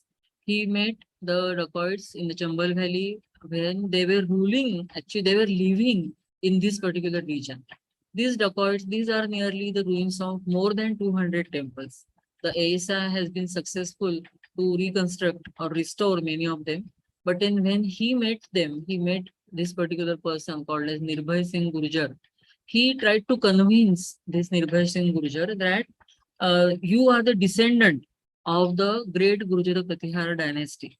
You come from their lineage. Your ancestors had constructed these temples, and these temples were constructed by the Gurjara Pratihara rulers probably.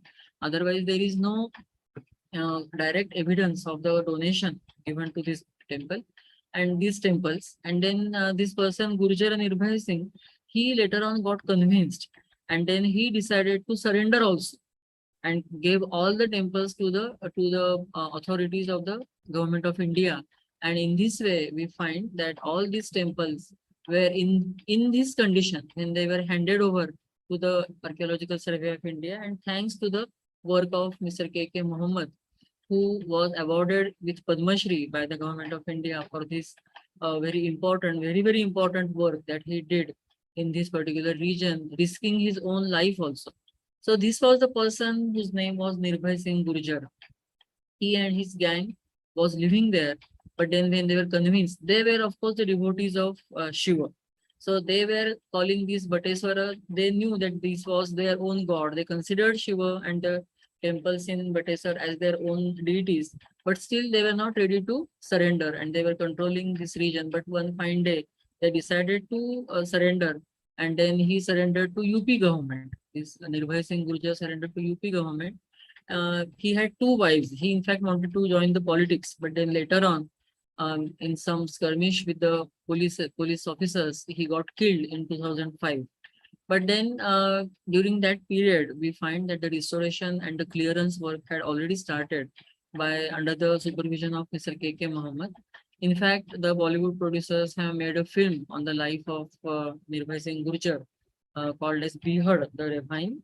And his surname Gurjar had helped Mr. Mohammed to convince him about his lineage of the Gurjara Pratihara rulers. He convinced them that you are actually the descendant of these rulers and you are the ruler of this area. But still now the government of India has taken over the control of the country. Now you have to surrender. And then it helped him. There are nearly 200 temples in the group of Patisara temple complex, where we have various types of plans used for constructing the temples. So sometimes some temples have small garbhagruhas and then small antarala and a huge mandapa. Some temples have only the sanctum remaining and the antarala is there. We don't see any trace of any mukha mandapa or the mandapa. And then we have some temples like these, where we have the sanctum, antarala, and small mandapa. All of them are standing together. So these are the representative floor plans of the temples of the Patisara group of temples. You can see now that the whole area is, in fact, inside a thick forest. And the thick forest was even more thicker when K.K. Mohammed approached these people. You can see these temples in the restored form today. But then earlier we saw the photograph where many of them had fallen down. Some of these stones, they are parts of many temples, but then it is very difficult to find out and reconstruct them in the original form. Some of them have already been, some of the temples have already been restored. And now the ASI has worked a lot. You can see the lawn, the maintenance is very nicely done. They have now constructed all the tourist-friendly facilities over here. And then this is accessible. The government of Madhya Pradesh is promoting this site like anything.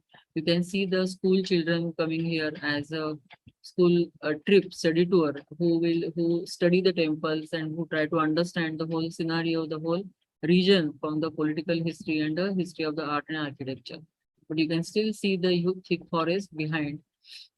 It is told to us when we went there, we were told that don't be there for a long time because after the dark, some dacoits still stay there. And it is a little bit still dangerous, but then the government is taking care to make this a tourist friendly place. And many people have started going there. So we can see that some temples are facing each other. Some of them are facing east, some of them are facing west also. Many of them are Shiva temples, but then some of them are very small also. Small size temples. They were made for Shakti, the goddesses. Some of them on the basis of the sculptures on the exterior, we can tell that. Otherwise, there is no clue because hardly any temple has anything in the sanctum. Some of them have Shiva lingas, but many of the temples are vacant. There are no images in the sanctum. It is believed that these temples, why were so many temples constructed at one place? So it is believed that some of them were constructed as memorial temples, especially those which are Shiva temples. They were constructed as memorial temples, probably by the Gurjara Pratihara themselves or some of their sardars or some of their officers, military officers in those days. We can see that there is a small tank over here, which is restored, but then there must have been some other source of water nearby. All these, there are some additions which were made to this place in medieval period also. But then these are the medieval additions. Many of them are the old ones, the early medieval ones. This is how they look after the restoration, where you have a completely evolved form of the Nagara Shikhara over here, the Latina Nagara or the Maru Gurjara style can be seen over here. And then this is the entrance, small mandapa, and then the sanctum inside. The Dwara Shakhas are quite, quite beautifully made, but then they are typical also. When you see a temple, this is the temple made for Vishnu. On the lintel, you can see Garuda carrying Vishnu. Then you have the Dashawataras over here. So this is a common practice in case of many temples where you have a Vishnu temple. On the upper story of the lintel, you have on the Dwarashaka. On the Uttaranga, you have the Navagrahas. Here we see Rahu. And then we also have the Saptamatrukas flanked by Veerabhadra and Ganesha. So this is the typical design of a Dwarashaka, which you find in case of almost all the temples. And then there is a decoration of these bells and garlands on the upper story over here. And even though this is a small temple, the carving is beautiful. These two are the Matsya and Kurma avatar, and you see them in the line with Varaha and Narsimha, Vamana, etc. We have found many such lintels over there, and then you can see Garuda carrying Vishnu, and the other parts like Kalki is also here, Buddha is also here, and then there are these devotees, probably the donors of the temples. We don't know. These are the Saptamatrukas, Ganesha and Veerabhadra, and these are the Navagrahas. So the same pattern is followed everywhere in these temples. This is from the back side of the temple. And you can still see that there is a huge mound behind this temple, probably still preserving some ruins of the other temples which still have not been found or not discovered. You can see them in a row like this. And these are still to be restored. So this work is actually endless because it is very difficult to take out the parts of the same temple and put them together and construct such temples.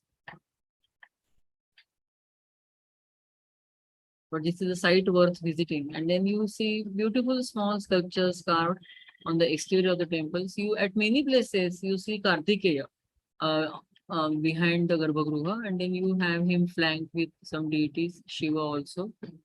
Surya also is carved. Then you also have miniature Surasundari. These are very small sized sculptures because the temples themselves are very small.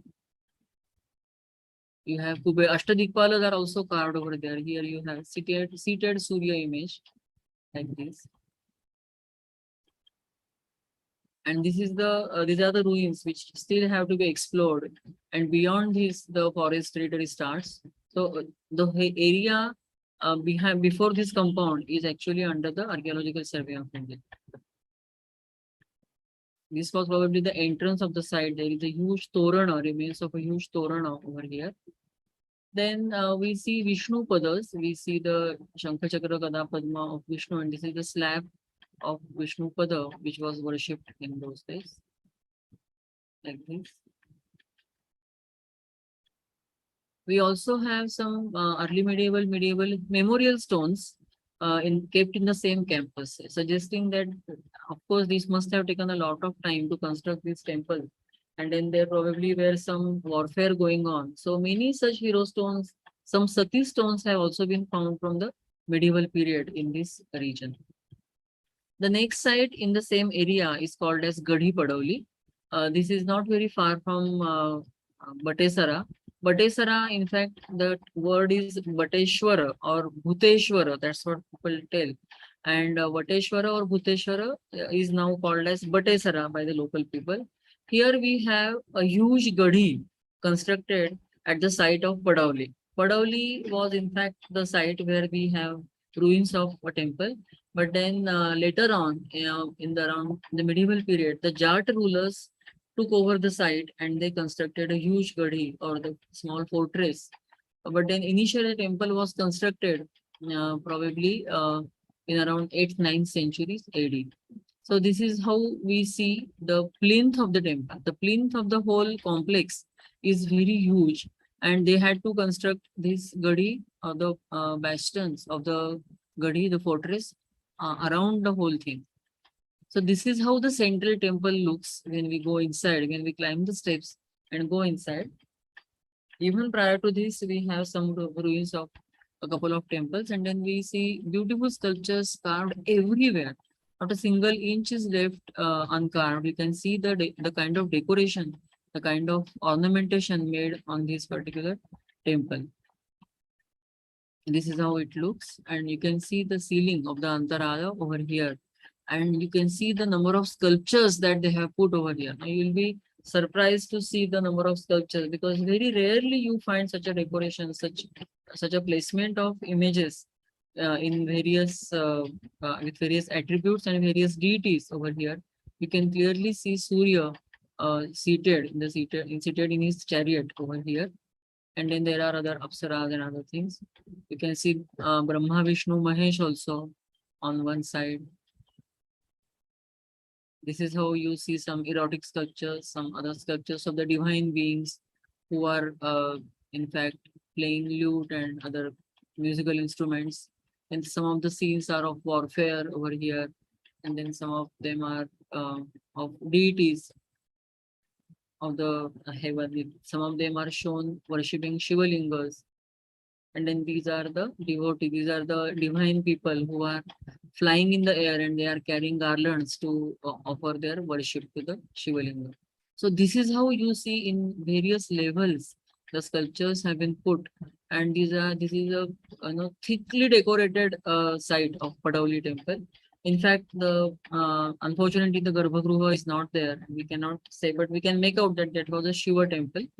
Another site which is not very far from this is a huge complex only, not far from Padavali, is Kakanmat. So this is a site which was constructed during the rule of the Kachapaghatha rulers. This is near the fields. In fact, amidst the fields we find this particular temple. This was a Shiva temple, we can find out, and this was probably constructed by Kakanavati, who was the queen of the Kachapaghatha ruler Kirti Raja. It was probably constructed during 11th century AD.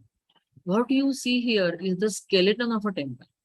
Now we don't know whether this condition of the temple is due to the attacks of the Islamic invaders, or this has become naturally over the period of time because this had a dry masonry.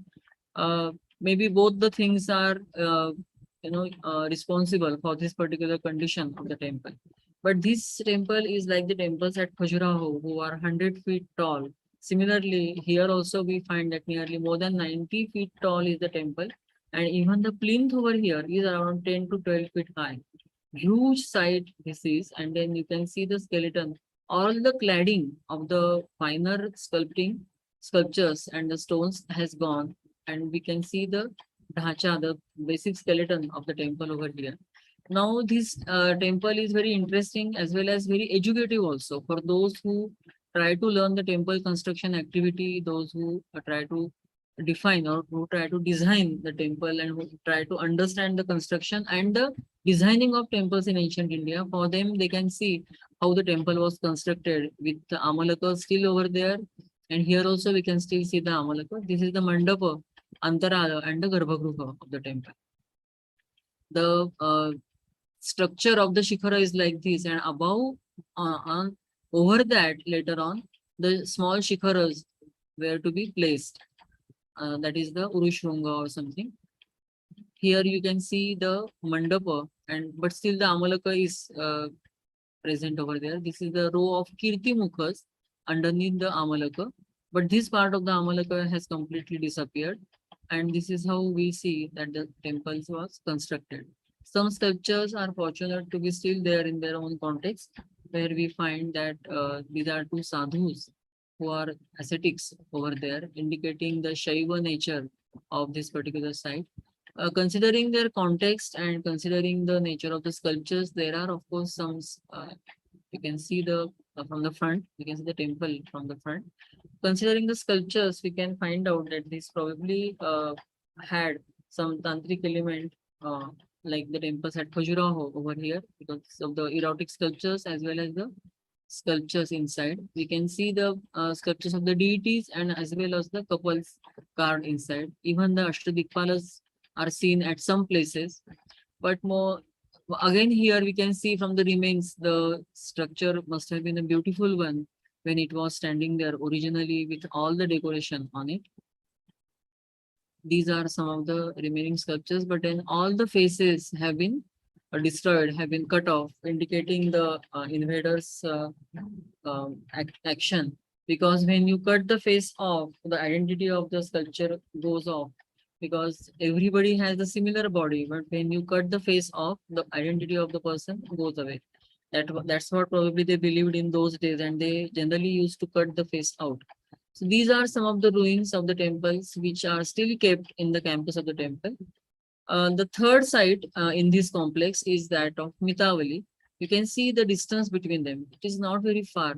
You can cover all the three sites in one day, 3-4 sites in one day.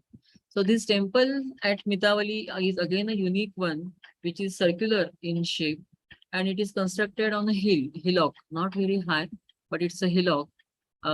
This is the drone view, which has become very famous in India, and people have started calling this as a prototype of the Sansad Bhavan, the Parliament House in New Delhi.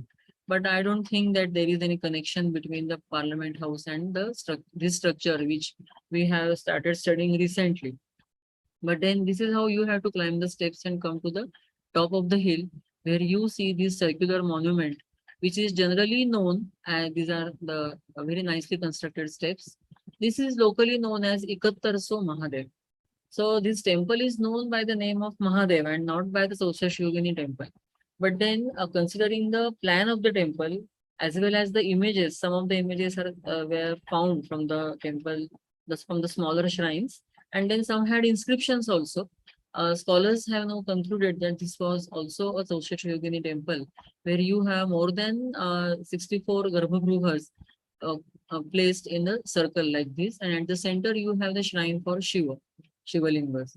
So this is how you have smaller niches with shikharas, and then there are some small sculptures of deities carved on the exterior. But then when you enter the shrine, you have a central shrine over here where you have these Shivalingas installed. There are two Shivalingas.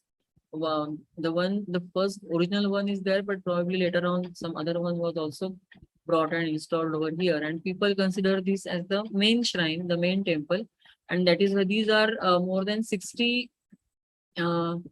shrines, sub-shrines, where probably the 64 images of the 64 yoginis were kept in those days. That people call this as Ikattarso Mahadev. So the name has come from this Mahadev who is seated inside. And then you can see that some of the doorways or the pedestals have some inscriptions over there.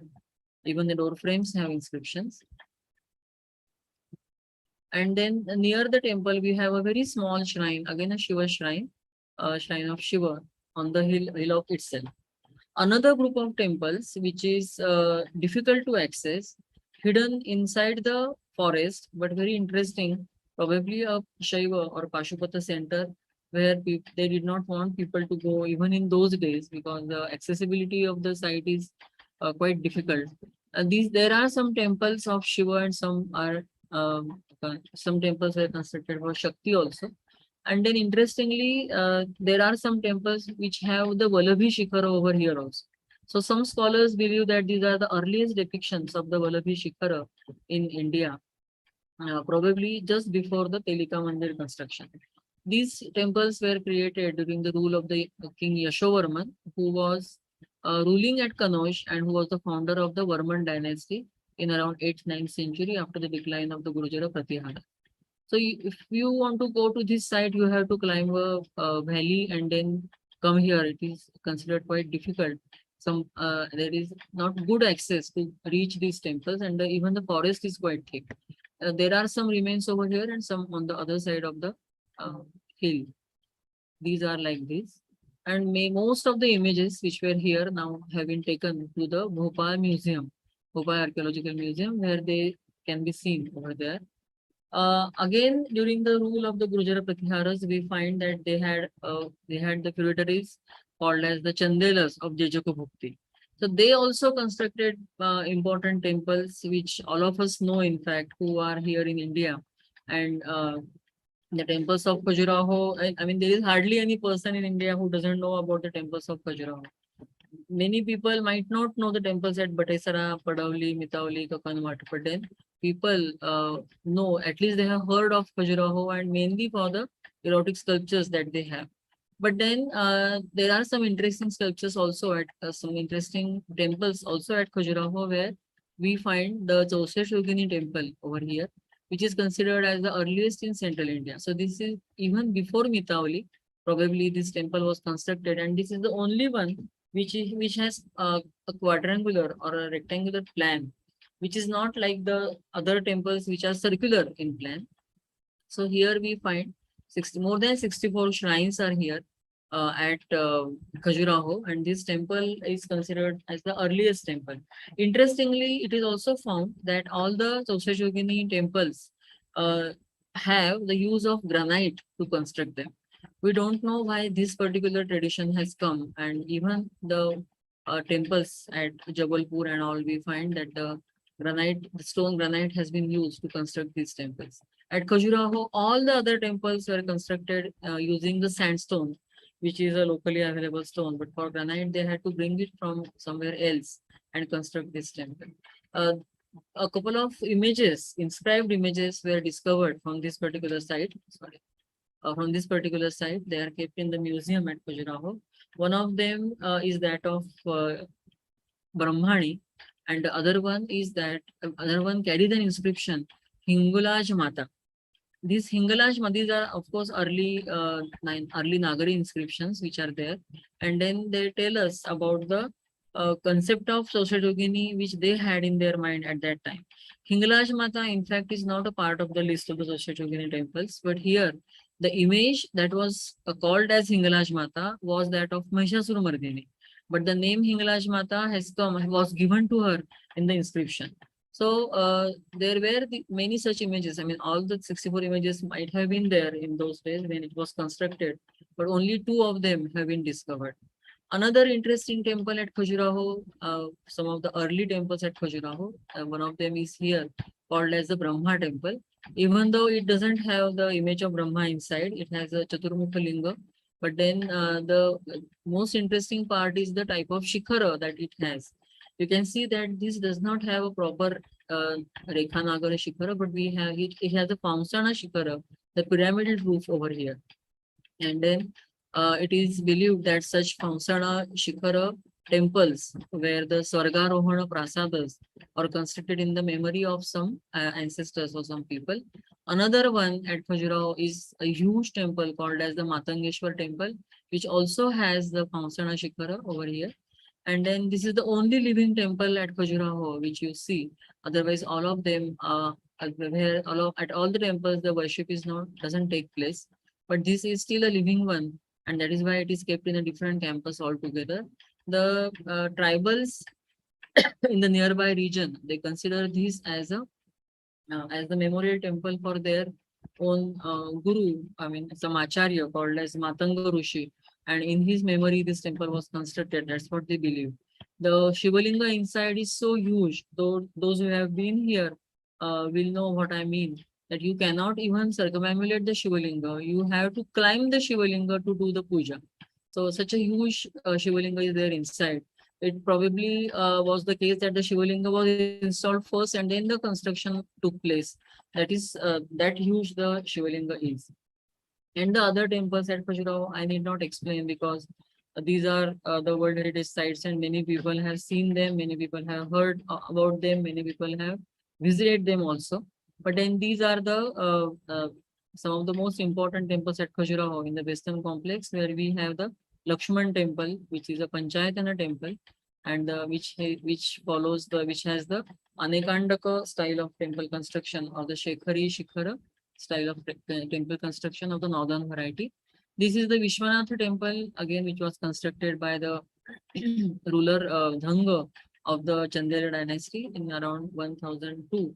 An interesting anecdote about Dhanga is that he lived for 100 years and still he was living, but then he got tired of his life, and then one fine day, after the completion of 100 years, he went to Prayag, and then he sacrificed his life in the waters of the Ganga, Yamuna, and Saraswati rivers.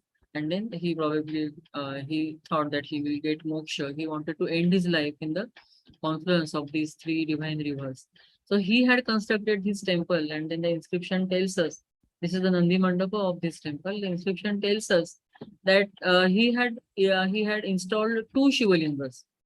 In fact, the temple is today called as Vishwanatha, but the original name of the temple was Marakateshwara. And he says in the inscription that he had installed two Shivalingas, one that of stone and the other one was that of Pachu, Marakata. But then we have found only the stone Shivalinga. And then the most talked about, most important, one of the most beautiful temples at Pujiraho, the tallest one is the Kandariya Mahadev, which is a huge temple, more than 100 feet tall and 60 feet wide. This temple was constructed during the rule of King Vidyadhara. All these are, except Lakshmana, we find that these are the Shaiva monuments, in fact, Pashupata monuments. We'll see why later on. This was constructed during the rule of Vidyadhara. The Islamic invasions which the Gurjara Prathiharas faced, even were faced by their feudatories later on, and even Vidyadhara had to face one such invasion of the Islamic rulers, especially Muhammad of Ghazni. And then after defeating him, he constructed his temple. But the most important image inside this temple is that of Chatushpada Sadashiva. Here we have the image of Sadashiva having 5 heads and 4 legs. Generally, we find that when we have the image of Sadashiva, he would have 2 legs, either in Dhyana Mudra, in Padmasana, or in the Western style. But then here we have them. 2 of the legs are in the Padmasana and 2 are hanging down. And we don't know what his mudra was because the hands are broken. It is interpreted by Dr. G.P. Deglurkar that this is the personification of the Pashupata Sutra, the text Pashupata Sutra, which is divided into 4 parts or 4 padas. And that is why we find here Sadashiva, who is the ultimate god for Pashupata Shaivism. He is shown personified over here in this way. So in this way, we have finished the tour of the architecture and art which developed, constructed under the rule of the Gurjara Prathiharas. And then even efflorescence was seen during the rule of their feudatories later on. I hope I have kept the time. Thank you so much for a patient hearing. Thank you. Just 1 second. Yeah. I wanted to. There is a lot of things that you have shown. Let me start by asking. There are many interesting things. Some simple questions like, why are those temples called Sas Bahu temples? Is it some other word? Yeah, Sahasra Bahu was probably the name of the temple. But Sahasra Bahu meaning one with thousands of arms. arms. Yeah. And the word Sas Bahu has been derived from Sahasra Bahu. Sahasra se Sas and Bahu se Bahu. But then as there are 2 temples over here, at many places in India, we find this condition that if there are 2 temples, one is the larger one and the other is the smaller one, people call them with such names. But then people believe that as this was a Vishnu temple, the name of the temple was Padmanabha Temple initially. Okay. The first temple that you started with after touching upon the history, Telika Mandir. Is that a brick temple? Because from the image that I couldn't figure out whether it was blocks of stone or brick. They are blocks of stone and beautifully beige colored sandstone. Okay. Cream color sandstone. Okay. And fairly large blocks, irregular blocks. Yeah. All put together. Yeah. Yes. Okay. So quite tall also. The temple is quite high. Yeah, it's huge. It's huge. Yeah, huge temple. Yeah. Right. So let me start from actually the Bhatteswara group of temples. Because in a sense, they are your prototypes. They're small. There are hundreds of them, and they're probably like what we look at something like an Aihole of the Karnataka as a sort of an experimental ground. Is there a theory similar to that's where they were experimenting with it? No, because you see all of them in the final evolved form only. There are no signs of experimentation as such. The only signs of experimentation could have been in the development of the plan. But you see them in some cases when there are bigger temples, you have all the Mukha Mandapa, Antaraya and Garbhagruha, all the elements are seen over there. Right. And at some places you don't have the Mukha Mandapa, because they are smaller versions of the. All you have is only the sanctum, nothing else. Nothing else. There are some very small temples, like around 3 feet or 2 feet of height also, which Okay. probably were memorial temples made for some person, we don't know whom. Because there is no institutional support at all to tell us about the donors or the patrons. It's almost like the votive stupas. Exactly. That you just make little one and Yes. put it all around. Yeah, you can actually call them as votive temples. No, they accept that it is not too tiny either, like that. I mean, it is you have the space inside. You can actually keep Yes, a go inside. icon But then, inside as I the told you, sanctum. there are some temples which are very small, of 2 feet or maximum 3 feet tall, which I didn't show them. I mean, there are a couple of photographs, but then there is so much to show for Bhattesara. Right, right. No, it's like I've seen also this documentary. It's available on your YouTube. So it's worthwhile. I mean, just because you have been there. What is the approach like? Is it easy enough to reach there and then come back? Yeah, it's very easy. When you stay at Gwalior, all the the ASI, the Gwalior Archaeological Survey of India branch, and all the hotels in Gwalior, they are promoting this site. When I had gone there, there was this Tansen festival going on. So when I went to the festival also in the evening, I saw that behind the singers there was a huge poster of these Bhattesara temples. The backdrop was Bhattesara temples. So the government is promoting the sites like anything. Okay. And Because their approach is very good. The road is also good. And now at that time, I'm talking about 4 or 5 years back, they were constructing toilets and all also for the people. Yeah. Okay. No, there are fantastic stories at a pure architectural level. You have so much of variation that you would want to study there. Yeah. On the other side, when you bring in dacoits and interactions with them, there are hundreds of stories. Yes. But the feature that, to me, I mean, I can't claim to have seen all the temples, but the fact that you have in those Vishnu temples, the entire row of the avatars, the Avatars, and the Navagrahas and Saptamatrikas. Yes. As a combination, I have never really seen. But then some of the temples at Khajuraho will have such a combination. At Khajuraho also, almost all the temples have the Navagrahas carved on the lintel. Right, but that will be only one row of them. But you are not all the Kalinga. All the Kalinga ones you will see. If not Navagrahas, the 7 of them, then 8 of them, the 9 of them. I have understood that sort of. But that you have the Shavatara and the Navagrahas and the Saptamatrikas all packed together. Not only Saptamatrika with Virabhadra and Ganesha. But then Saptamatrikas will always have Virabhadra and Ganesh flanking. No, that's right. But I'm just saying, you create. The whole unit is there. Yeah. Create the space for 9 plus 9, 18. And then you have for these 10, 10 in which the Matsya and Kurma together as a sort of occupying one single space. Yes. I think it's really fascinating how something like this unique is. That's something that I could see. Even the quality of sculptures is also very good. Right. Even in the are maintained. Fairly small image that you showed, because you didn't really take them out as a separate one.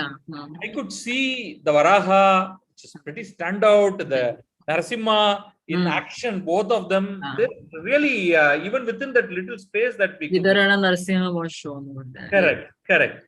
The other thing that I could notice distinctly is the Vishnupada square with Shankha Chakra Gada Padma in the corners. Again, I have personally not seen anything like this elsewhere. So that's again another you have Surya Mandalas like this.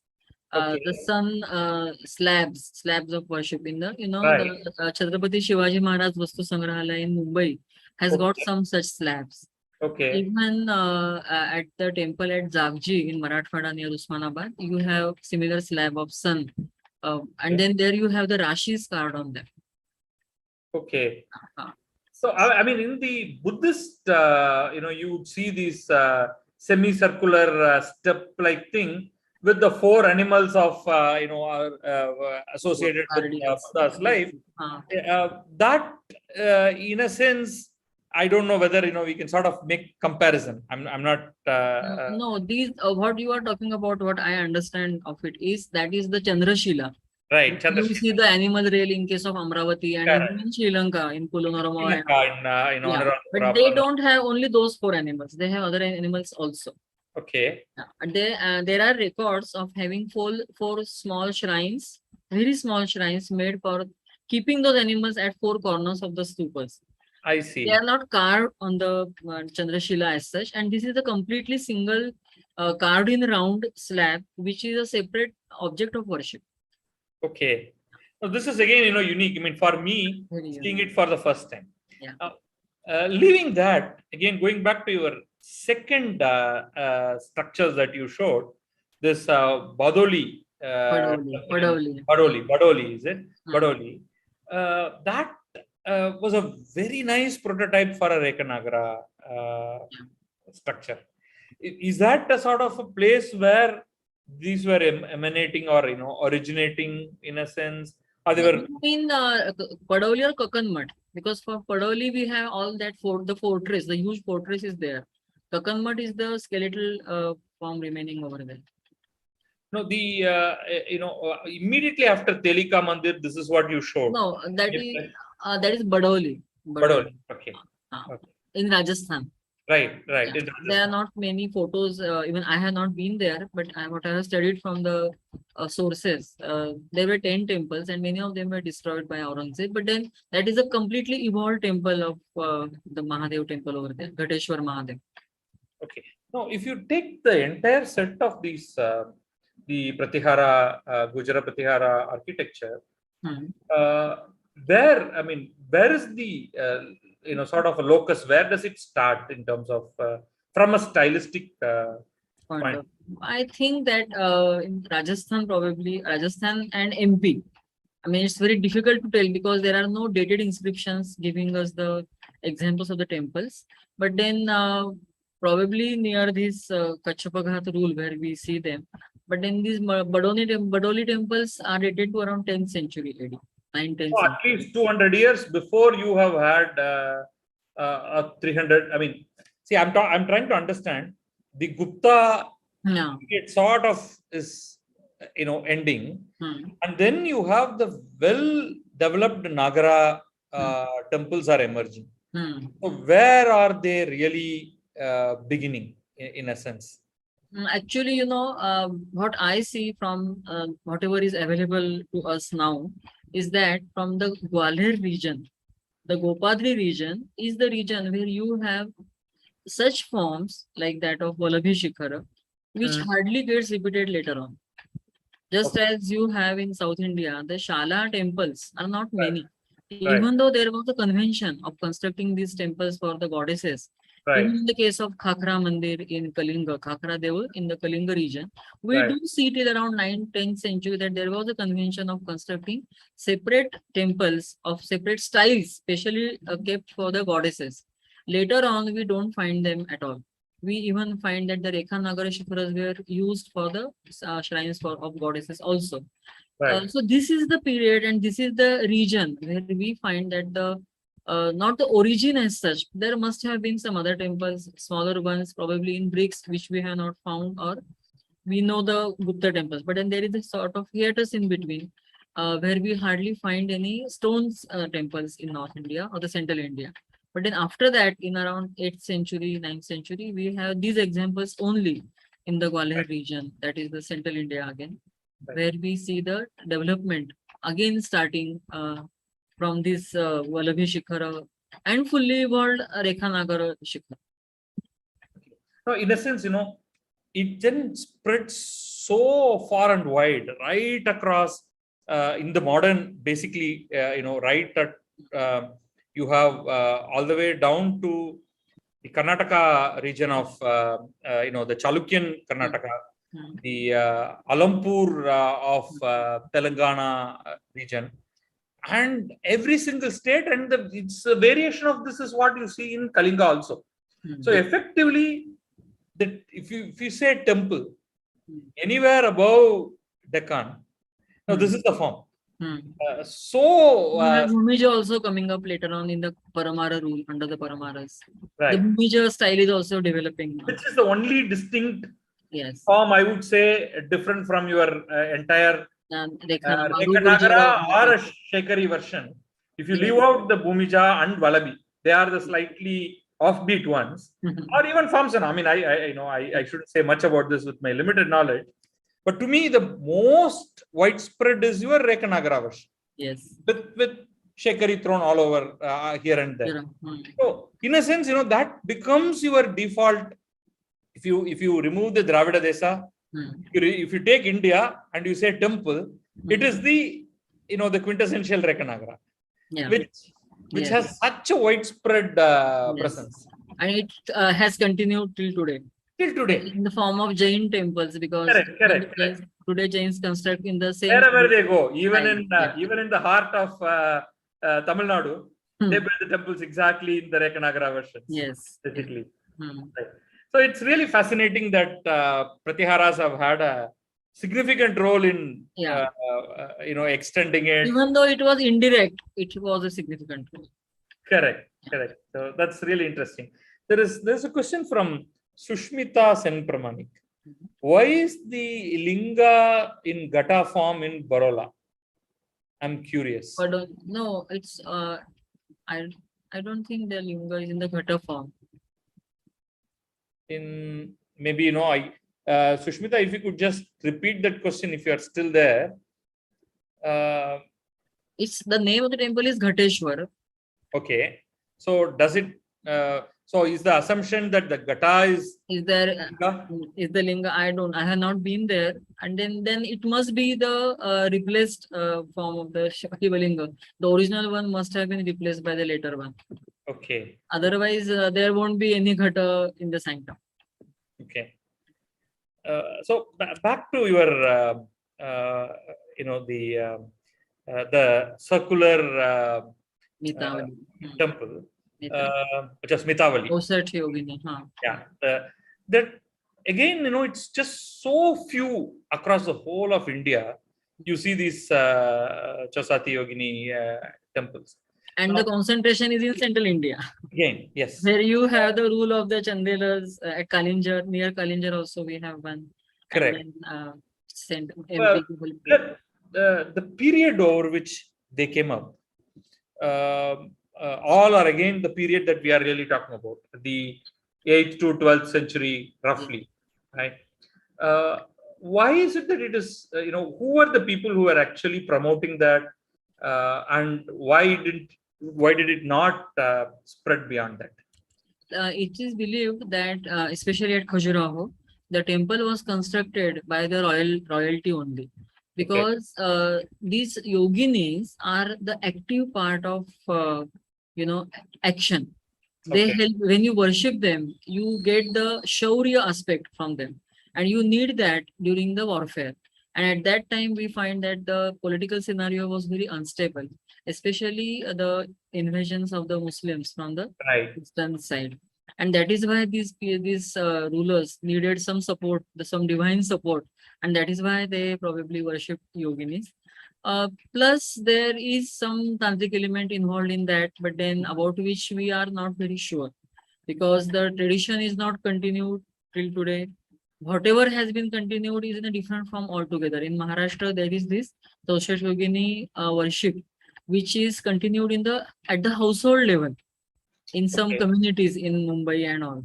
So, but they don't worship them for this action part of it. But then that is their tradition in their families, and the Pathare Prabhus, they worship this Toshat Yogini with some Rekha Chitras and all. So, or Rangoli and like that. So, here we have this probably for getting the valor from the yoginis, like they fight in their own wars against the evil. In a sense, that's how, for example, the Chola kings had temples for Nishumba Sudani, Mahishasura Mardini, different forms of Chamunda. It was all with the intention of again trying to win the war and using the fairly aggressive forms of as a sort of inspiration for them. Yeah. Interesting. But this idea is not there in the South at all. This 64 yoginis, the equivalent, Yes. for temples for Saptamatrikas are there right across from one end of India to the other end. Yes. But this, the 64 yoginis, it's a very, very unique regional variant. Right.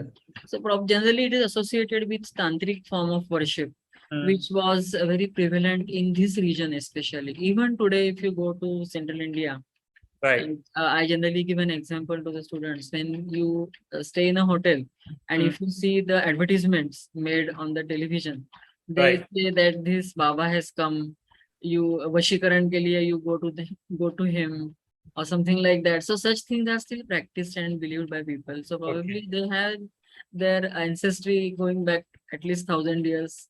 And we see them in the form of these temples and the tradition.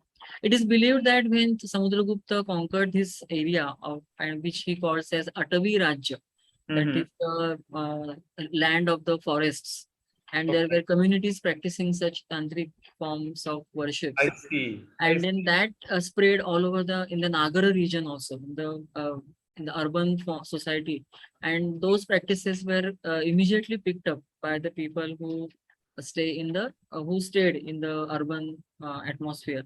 And then you see the mixture of all these things coming in all the sects of Indian religions. Slowly, Buddhism and Shaktism and Shaivism had very strong expression of the tantric forms. But then softly you have in Shaivism also the form of Pancharatra, or even in Jainism also you see some sort of tantricism in those days. Okay. Thank you.